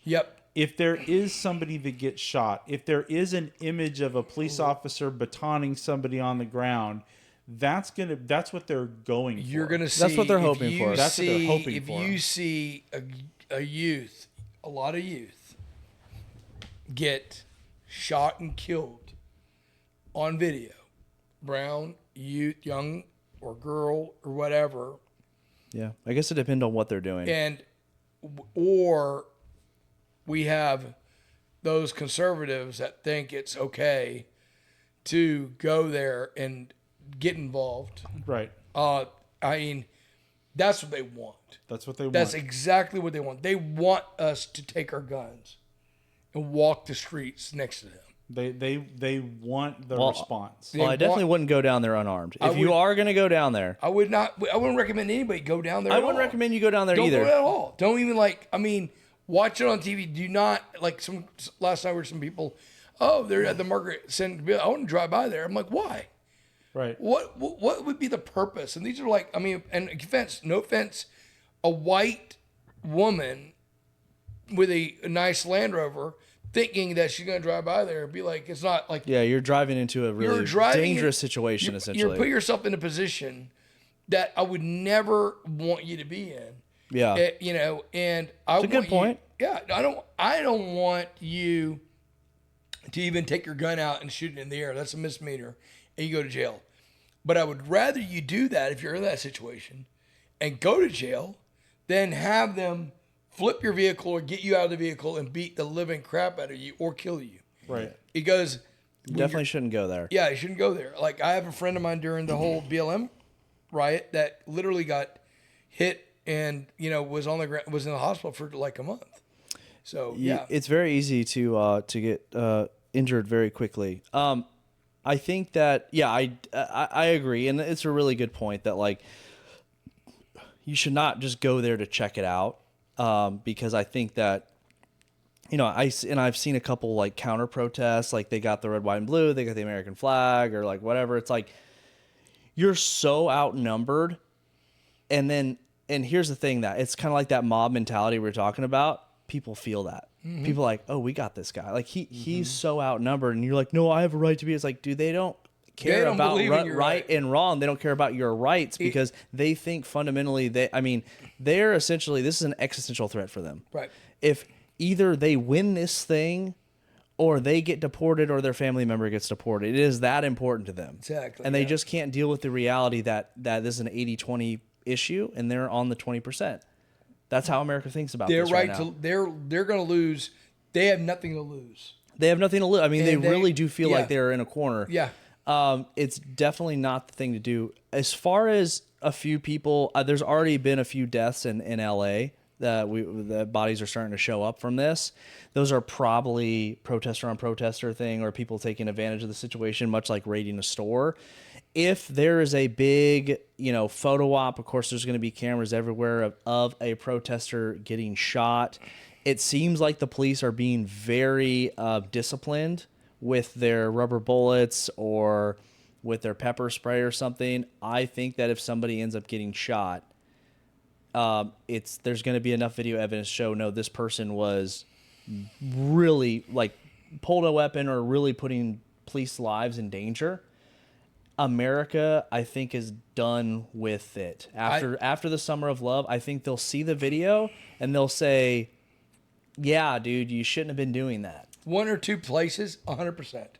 If it's a group and you have a group of them getting shot together, and again, any youth, it's like one per. I mean, if a police officer opens up and like mows down like 15 people, that's not gonna be. I don't think it's gonna be mowed down. I think it'll be like something that if either and by the way, I'm gonna tell you, my thoughts is that the left are gonna do it to their own.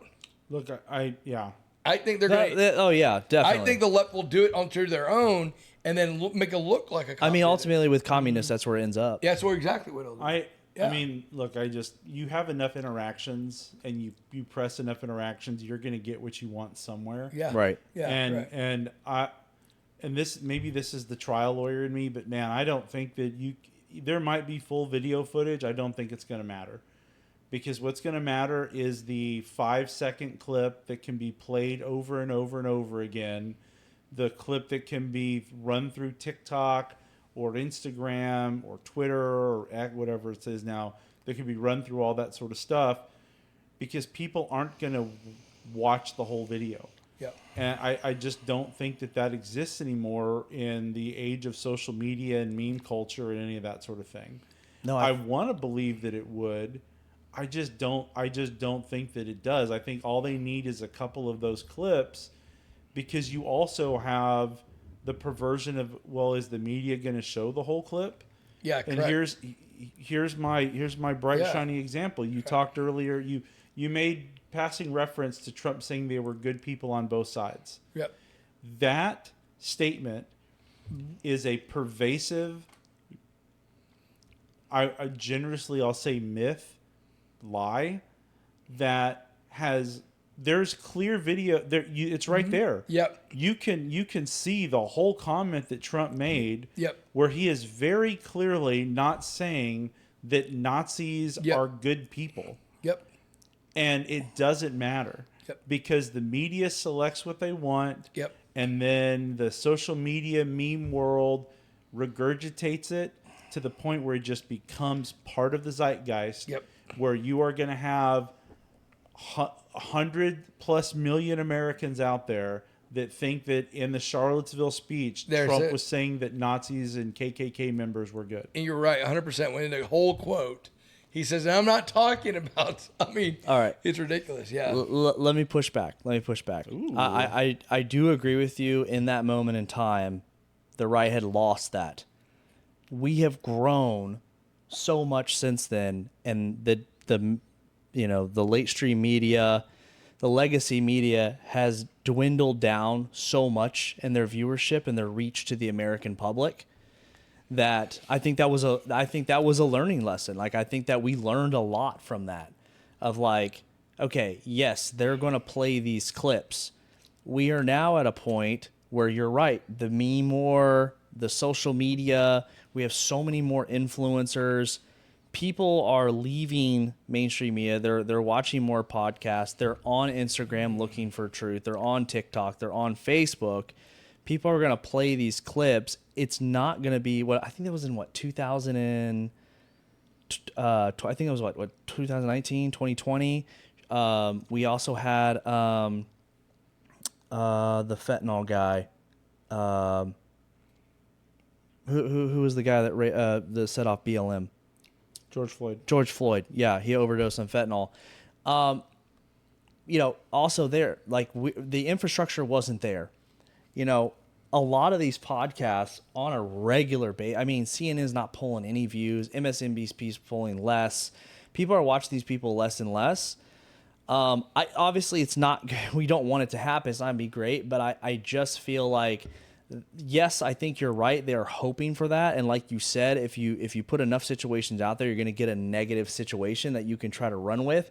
It's all they have, but I really do feel, and I think the last election was a really good indication that America has, I guess you could say, woken up to a lot of that. If anything bad happens, if anything bad happens is really bad, you're going to have X amount of millions of people that are going to believe anything that's not good for the right. And you're going to have people on the right that believes things that are not good for the left. But as far as the 70% that's in the middle, I think we're at a point in this spot where you can make a fair argument. You really can make a fair argument today, and I think that's why we're winning in a lot of areas. I think that's why we won the popular vote. I think that's why we won the Electoral College. Right. I think that's why the church is growing. I think that, there's a lot of things that are happening that are good. We can make a fair argument. I don't know. Wait. You said the church is growing? Is the church growing? Yeah. Is the church growing? Yeah, church is growing. More people are showing up to the pews. Catholic Church is growing. Okay. Just Christians in general, but yeah, I like that. I agree with you on certain. Mormonism's also growing. Yeah, but hey. Yeah, but like I hope you're right, and I do want to say that if that's the case, and they do go out there, and that Trump thing has now, it's been like kind of called the crying wolf too many times. Yeah, that it's over with, and that it now is. People are going to question everything and say, I don't believe that. Like, hey, you're out committing crimes. Like, yeah, you're going to get what you deserve. Personally, I just want police to hold the line. I am so sick and tired of I'm doing everything I'm supposed to be doing. Hundreds of millions of people are doing what they're supposed to be doing. And it's just like, it's so frustrating watching these people all day. What are you doing all day that you have time to do all these things, and then you're empowering people to break the law? You're empowering people to have. It's a felony. Yeah, it's a federal crime to be here illegally. Come on, dude. It's just constant with this. I'm so done with that. That's why I'm like, I like what I see so far. Good. I agree with if we can give the police, the authorities, the right tools like rubber bullets or pepper spray or whatever to get the disbursement and get them back. I'm more than happy to do the non-lethal thing to push back on these people. And I'd like a nice protest. I don't want any riots. If minute it comes to riot, I would like to see the boot come down. That's I agree with that. I do want. I want the authorities. I want that to be. I want the authorities to have the right tools to do it correctly. So here's one thing that I want to say. You're talking about like the fall of the mainstream media and CNN and all that sort of thing. A blind spot that I think a lot of conservatives have when we talk about the media is broadcast media, right? And I say that because the top two, CBS and ABC, between those two channels, not the cable news, not MSNBC, those two broadcast news channels have 10 million viewers between them a night. Mm-hmm. that's not an insignificant number. No, not at all. Like the effect that broadcast media has. I would agree with you that cable news in all of its forms is definitely falling off. Yeah. Because the whole thing about cable news is you could tune in to see what you wanted to see. You could tune into Fox and have them tell you you're right. You could turn into CNN and have them tell you you're right. And a lot of that, to your point earlier, is podcasts and social media. Like, there's other ways that you can self-select media that affirms you. Right. But for a lot of people that are just in the middle, they don't have a strong political view one way or the other. Man, the stuff that comes out of CBS or ABC broadcast to them, that is the neutral down the middle news. Yeah. Mostly boomers too. Yeah, and I grew up. But the thing is that we say boomers, but it's becoming Gen Xers. Yeah, because they're getting into their, boomer. What we would say the boomers are is growing as far as the older they're voters. like 45, 50. Yeah. Right. Yeah, I was watching. We grew up. My mom and dad. We grew up at 5:30. We were watching ABC News. Peter Jennings, but Peter Jennings was giving the news. Never gave emotion. Never gave. Should have been watching Jim Cramer. Yeah, and then now you watch exactly. Now you see, and by the way, this week, for example, Terry Moran. If you can pull that up, you see that Terry Moran, ABC News, he did a tweet. They let him go, they're like they said, hey, you're boom, because, and I think that shift a little bit is the Trump administration sued the living crap out of, because it was absolutely doctoring what 60 Minutes did. Right. So blatant, and I waited on those people in DC. I've taken care of a lot of the 60 Minutes crew, and when they're sitting there like, oh, this is an abomination, and our producer left, you guys corrupted the value of news. Yeah, you it's their fault. Corrupted the whole trust. You literally made her look, that Kamala during the whole thing, she gave word salad, and you made her look good. Right. You edited it. You completely edited it, and you thought it was just okay. Like, we did nothing wrong. Yeah, you did everything wrong. Yeah. And as a relative that is in a major news article, I mean a news station, with the Wall Street Journal, for me to have a person that's in there. I look at it like, and we've always had the discussion, me and my sibling, about that. I want the news to be accurate. I want to be fair, but I do want journalistic standards. And I just saw in the last 20 years, we just saw those standards just eroded. Yeah, no. Friends of mine that are in that industry, it just, like, the stuff, if you're talking about the national level, it's all manufactured. Yeah. None of it's just, pure, hey, this is what the news is. Well, and so that's my, and again, going back to it, that's my fear for this No Kings weekend, is that you're going to create hundreds of thousands of tense or potentially violent interactions with law enforcement across the country. And you're going to have some stuff that are probably going to look bad on video. Right, I agree. But I will kick back a little bit on that. Okay. The Wall Street Journal, for example, was only and she got criticized when she went after Biden administration, saying that Biden was not competent. It was during the Ann Hash, and she should get a Pulitzer for that. She was the only one, and everybody dogged her. But then it came back out, and now she looks like brilliant. She did that. There are certain journalistic standards, certain journalism cues that I look at as standards of gold, that I would say that are quality. They all of them make mistakes. But we have to have some news source have an understanding of who's truth or bad, And I'm sorry, I may not have been clear about this. I'm not talking about print. I'm talking about, like, broadcast. Correct. I agree. So the people that are on the TV, the stories that get covered on TV. Yeah. That's the stuff for me. It's like, that's all manufactured. There's a slant. There's an idea.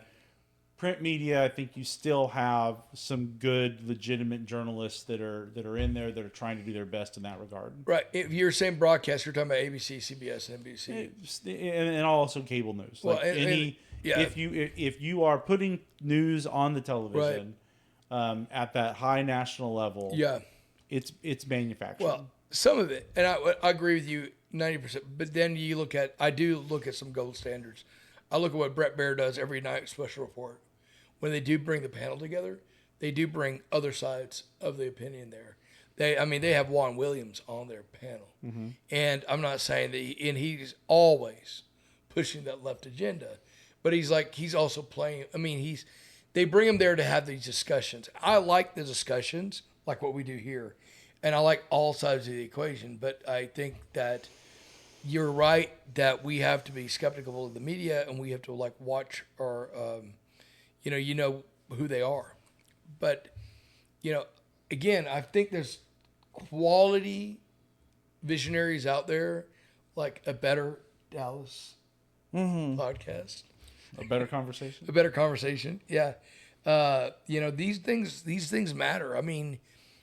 It's getting more traction. People need to hear these stories. People need to hear these talks, and they need to be willing to have these discussions as well. I don't know what you guys do on the side, but I'm part of True Texas Project, and we do this wonderful thing every month. We go together and we have a potluck at somebody's house, and we sit there and we talk about the study, stuff that they want to talk about. And as a preacher's kid, of course, you have these older people in church that get so emotionally drawn into these little pockets of just... Yeah, they only want to talk about that one little thing. They go off. It's like they get into the phenomenal conspiracy theory of the conspiracy theories. Yeah. I'm still getting QAnon from some lady right now. Well, and I don't know how what Kyle's exact view on this is, but for me, when I think about this podcast in particular, almost the most, certainly there's the informing people on topics and wanting to have good guests on, wanting to research before the podcast so that we can inform people. But as important, if not more important, are the times that we have disagreement on the podcast. Agreed. Because it's modeling the behavior. This is what you should be doing. You should be asking questions. If you guys disagree, that's okay. You can still love and respect each other and learn things from each other. Because even if you leave disagreeing, if you have a better understanding of the topic as a whole by having that disagreement, it's a win. And so that's what we aim to do here, is to have some of that sort of stuff without it being name calling and slander and all that other crap. And then I can go into, as a developer, Kyle loves developer. Chris loves developers in real estate. I love some developers. Yeah. Look, I'm all for property rights. I'm just against state control over local decisions on development. Yeah.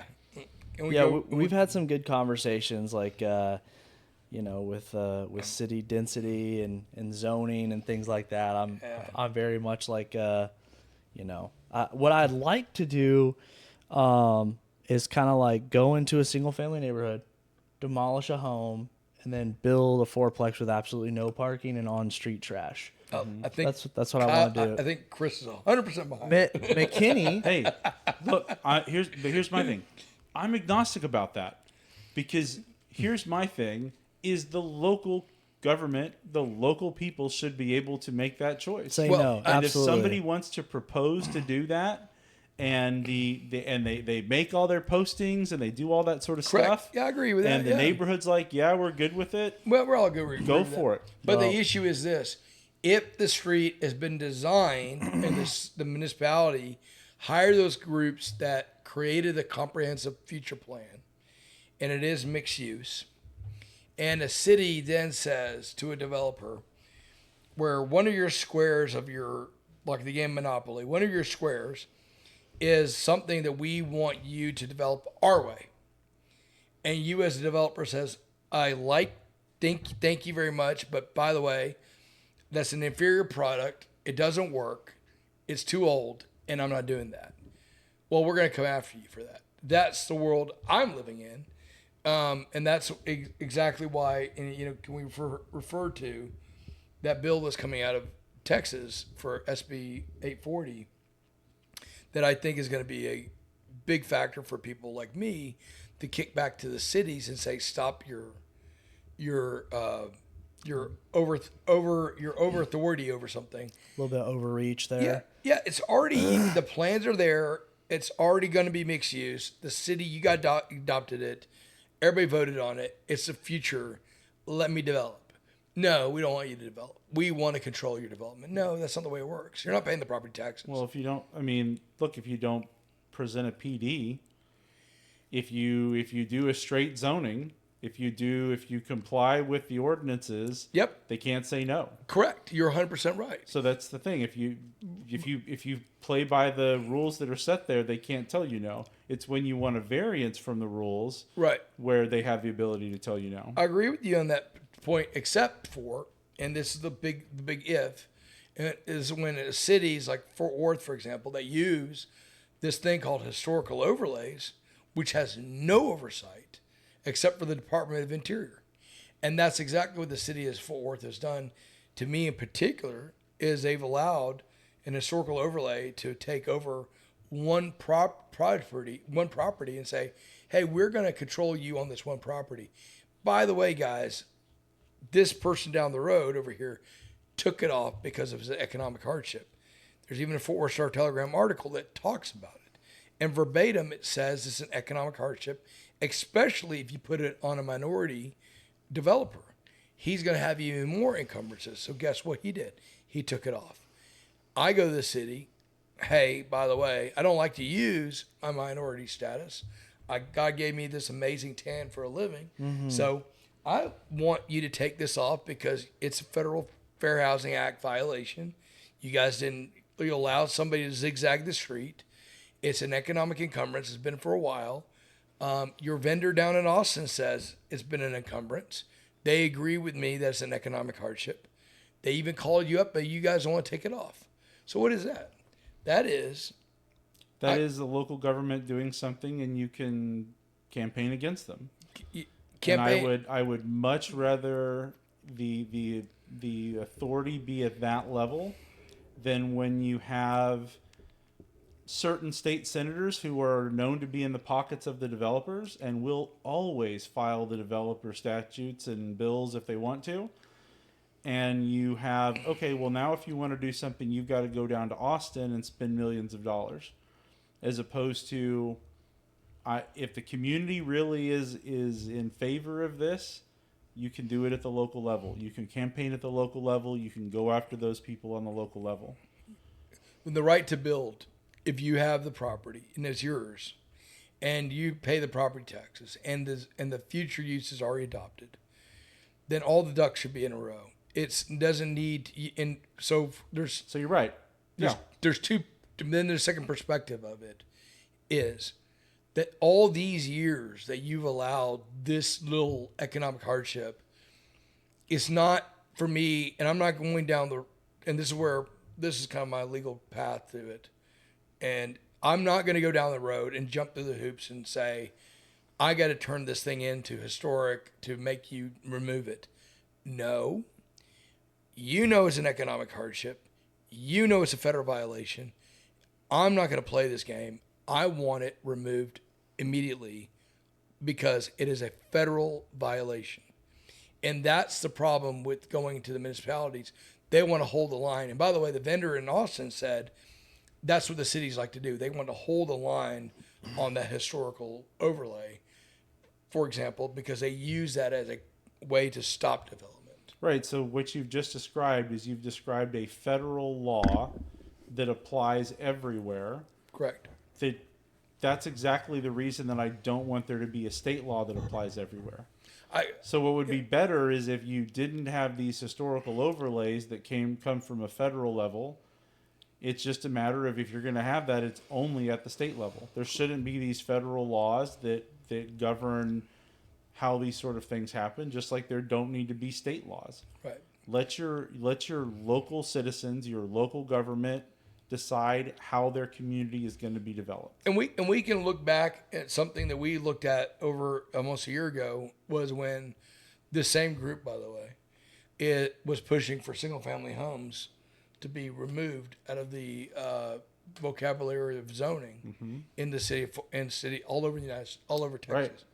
And I was completely opposed to that because I agree with you on that perspective that we cannot remove it. And then that opened up the floodgates for what was hedge funds starting to ramp up to buy those single family homes, Right. to drop in auxiliary dwelling units in the back of them. Yep. And you've heard me speak about that even to the people that were authors of it. And what do they want? They wanted to change state law They want to see state to law. prevent cities from stopping them from Right, doing that. right. But SB 840 does not prevent, it just tells the cities if the mixed use value is there, it is on you to allow that to happen with less encumbrances. That's what SB 840 says. It does not say you're going to, it says we want you, city, to do the right thing on a mixed use development and to allow that, because guess what your guys are saying? Everybody's saying there's not enough housing or not enough apartments or not enough this. Yeah. So here it is. If that's the future use and it's mixed use, which is mine is, for example, has already been planned, then mine is a great example of this that needs to be implemented. And cities, play nice, allow the developer to develop it because he hits all the squares. Especially if he hits all the squares, he has over an acre, which I do. And that's where it needs to happen. I'm praying that cooler heads prevail in Fort Worth. But it's not. It's a approach of, in my opinion, it's a targeted approach of, we want to get rid of this guy because he's going to really mess it up for all of us. Yeah, that so that's where I come from on this thing is like everyone talks about the rising or the rising cost of housing. The average age of a first-time home buyer has gone from like 34 to 57 or something like that very rapidly. And it's just simply because it's not necessarily a supply issue. It's an affordability issue, but it's an affordability issue. Like, where can I get a house? What does my commute look like? So if you look at like downtown Dallas, the only really place being turned over as far as like tearing down and building back is really like Fair Park. Yep. And then some parts of Dallas West. But, it's like if the cities never allow more density, like townhomes, row homes, condos are kind of dead, but things of that nature that have a lower price point, not because they're going to attract bad people or they're less quality, it's just the square footage of it, right? And they're just built more up rather than like a single story spread. Mm-hmm. That's going to allow more people to become a first-time home buyer and get their foot in the door, pun intended, of home ownership. What do we know about the middle class? Vast majority of their wealth comes from the single-family home that they own. That's that. When I hear this argument, it's like I hear people in Dallas are like, "Oh, we want walkability, or we want, we need housing, we need more affordable housing, we need this, we need that." It's like, okay, cool. Well, we're gonna put some townhomes like one block over from you. Whoa! I want it to be affordable, not around me though. Yeah. Take that shit down the road. Well, it's called NIMBY, not in my NIMBY. Yeah, and it's like, okay, well, dude, like, some of these neighborhoods are, they're 80, 100 years old. You're coming to the end of your usable lifespan of a single family home, right? At some point, it doesn't make sense to rehab this home or continue to maintain it. What are you going to replace it with? Well, I think also we have to go back to the affordability part of it is we have to have people ramp up and save money to buy a home. Sure.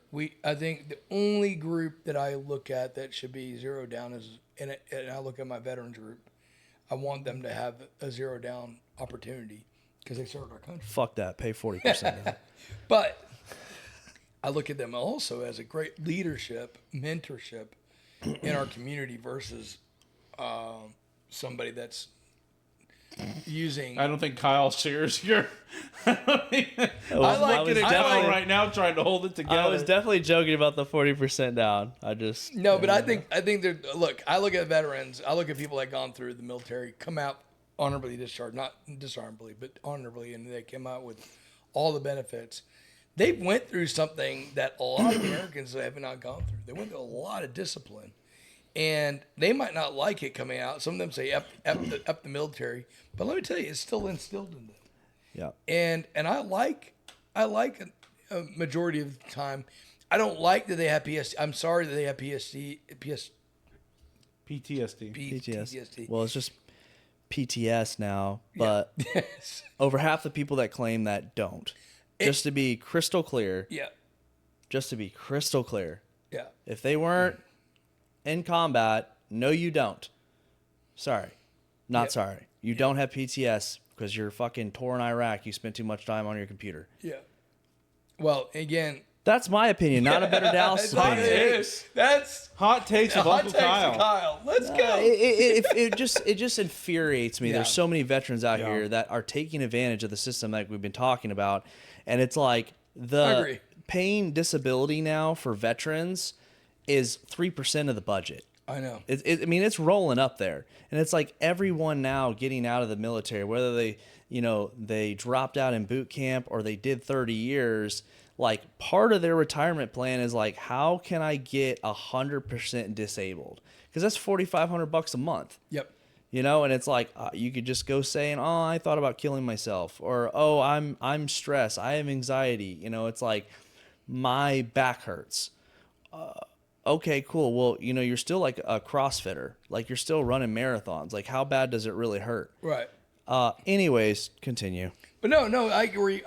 Kyle, you're 100% pissing right. me off, but Kyle, you're 100% right because you're a purist. I like that about you, and like we know that there's people that take advantage of everybody that takes government systems. We see that in Section 8. We see that in a lot of government systems. We see that in city council, not city council, but city staff. That take advantage of that too. I think you're right. There's got to be a mechanism starting to clean this stuff up. And I think there's ways to do that. But I do believe in this thing where and going back to the greatest wealth creator in world history. It's amazing people don't talk about this, but in world history, the amount of wealth that was created for us in our Constitution to give people private property. Private property, having the right to own a piece of America, has created more wealth than anything else in history, world history. It's amazing. And so, you have these people that talk about gentrification. Oh, I don't want you to tear down that 1920 built apartment complex because I drive by and it looks so nice when I drive by there. Well, have you ever dealt with it? Have you ever had to have you ever do the work on this? Do you not know how much of a pain that is? Oh, or the city, we want you to keep wood windows. Wood windows for what?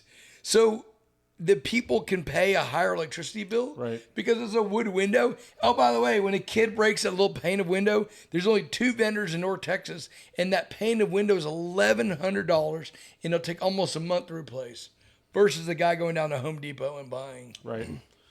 Well, I mean, this is where you start getting over government regulation. Yeah. Right. One of the things that we've talked about before with affordability, for me, there's 2 things that people ignore. One is the house that you bought in 1950 and the house that people want to buy as their first house now are 2 entirely different structures. 100%. You're talking about buying an 800,000 square foot, very basic build, home, to where now it's like, oh, well, there's a lot of bells and whistles that come with this thing. Right. So just the cost of manufacturing the first home is going up. Yeah, 800 square feet compared to 3,000 square feet, yeah. And then the other part of that, and this is when it comes to local regulation and stuff like that where I have an issue, man, it's stuff like adopting the International, Property Management Code.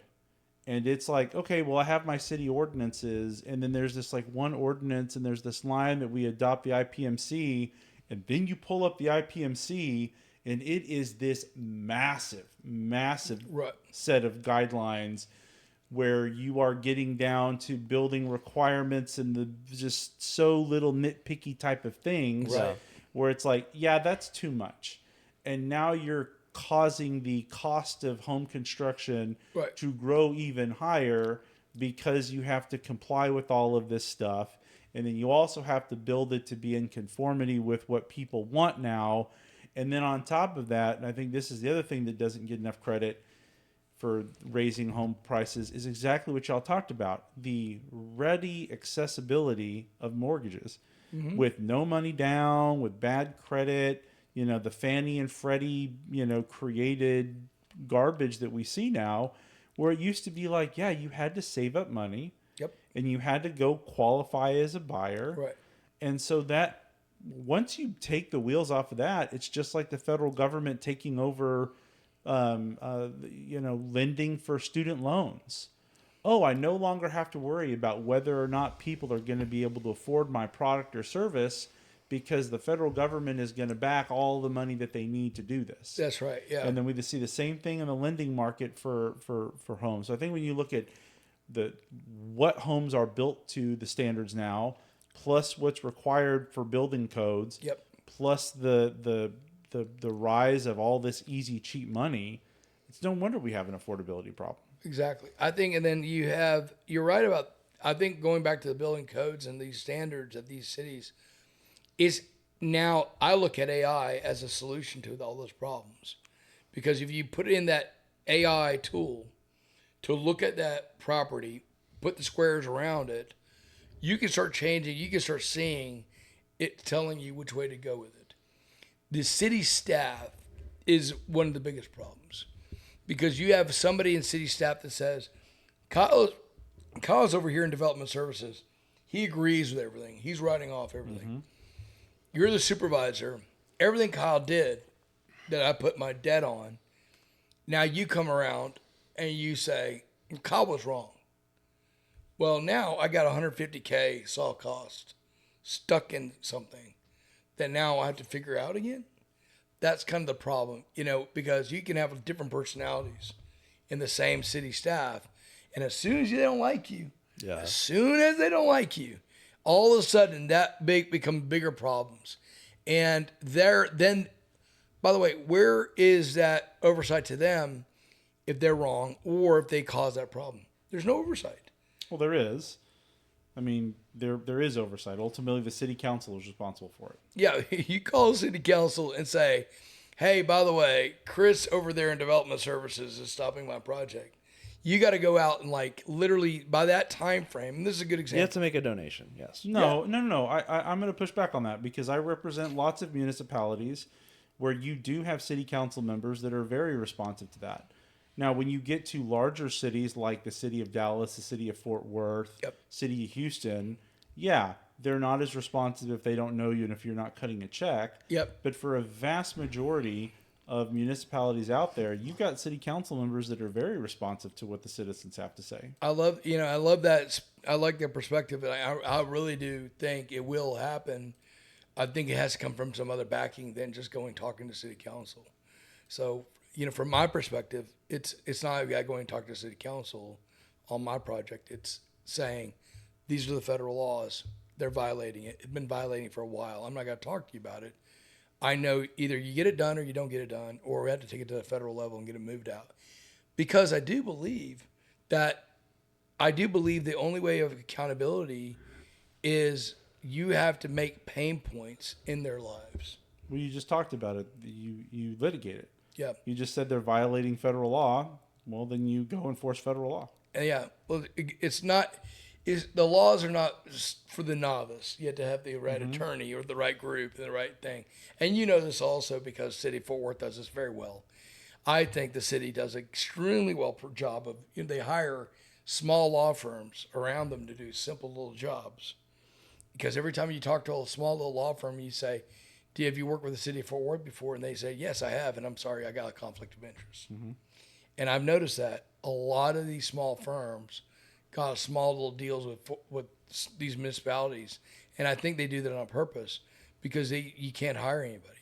You go out there and try to find them to cover you or to help you, and there's nobody around. And that's where I am right now. For example, I have I love Deborah to death, but she's a one-man band. She's a one-man band, and she's barely getting by through all the stuff that we have to get through. You're not having a law firm. They have they have their own organization. They can run it any way they want. At the end of the day, I do think that there needs to be these groups, organizations, and you do have city or state reps or state senators that do understand the hardships that are making laws like SB 840 that's coming out to be signed with Abbott. I think that's going to be a great thing, a great tool for us as developers to go and say, hey, please follow the law. Please allow us to develop because you want us to develop. You want to have a good relationship with a good developer to build property. And I'm not the guy, I don't want to go into giving campaign donations like they do in South India, to get to the next system. I think that corrupts the system. You talk about moral hazard. Starting to paying your city council reps on donations to get your deal done is a major moral hazard, and I think that's the wrong approach. Right. I don't think anybody's saying that's that's what it should be. Yeah. I think we're saying that with cities like the city of Dallas, city of, Houston, you have these big cities where it's like, yeah, you have city council members that are not responsive if they don't know your name. Yep. Look, I have a whole set of theories about the fact that we live in cities that are too big for humans to actually live in. We're just not designed to live in cities of these sizes. And you start to see all the same problems pop up in every single city that reaches a certain critical mass. But yeah, I agree. Like,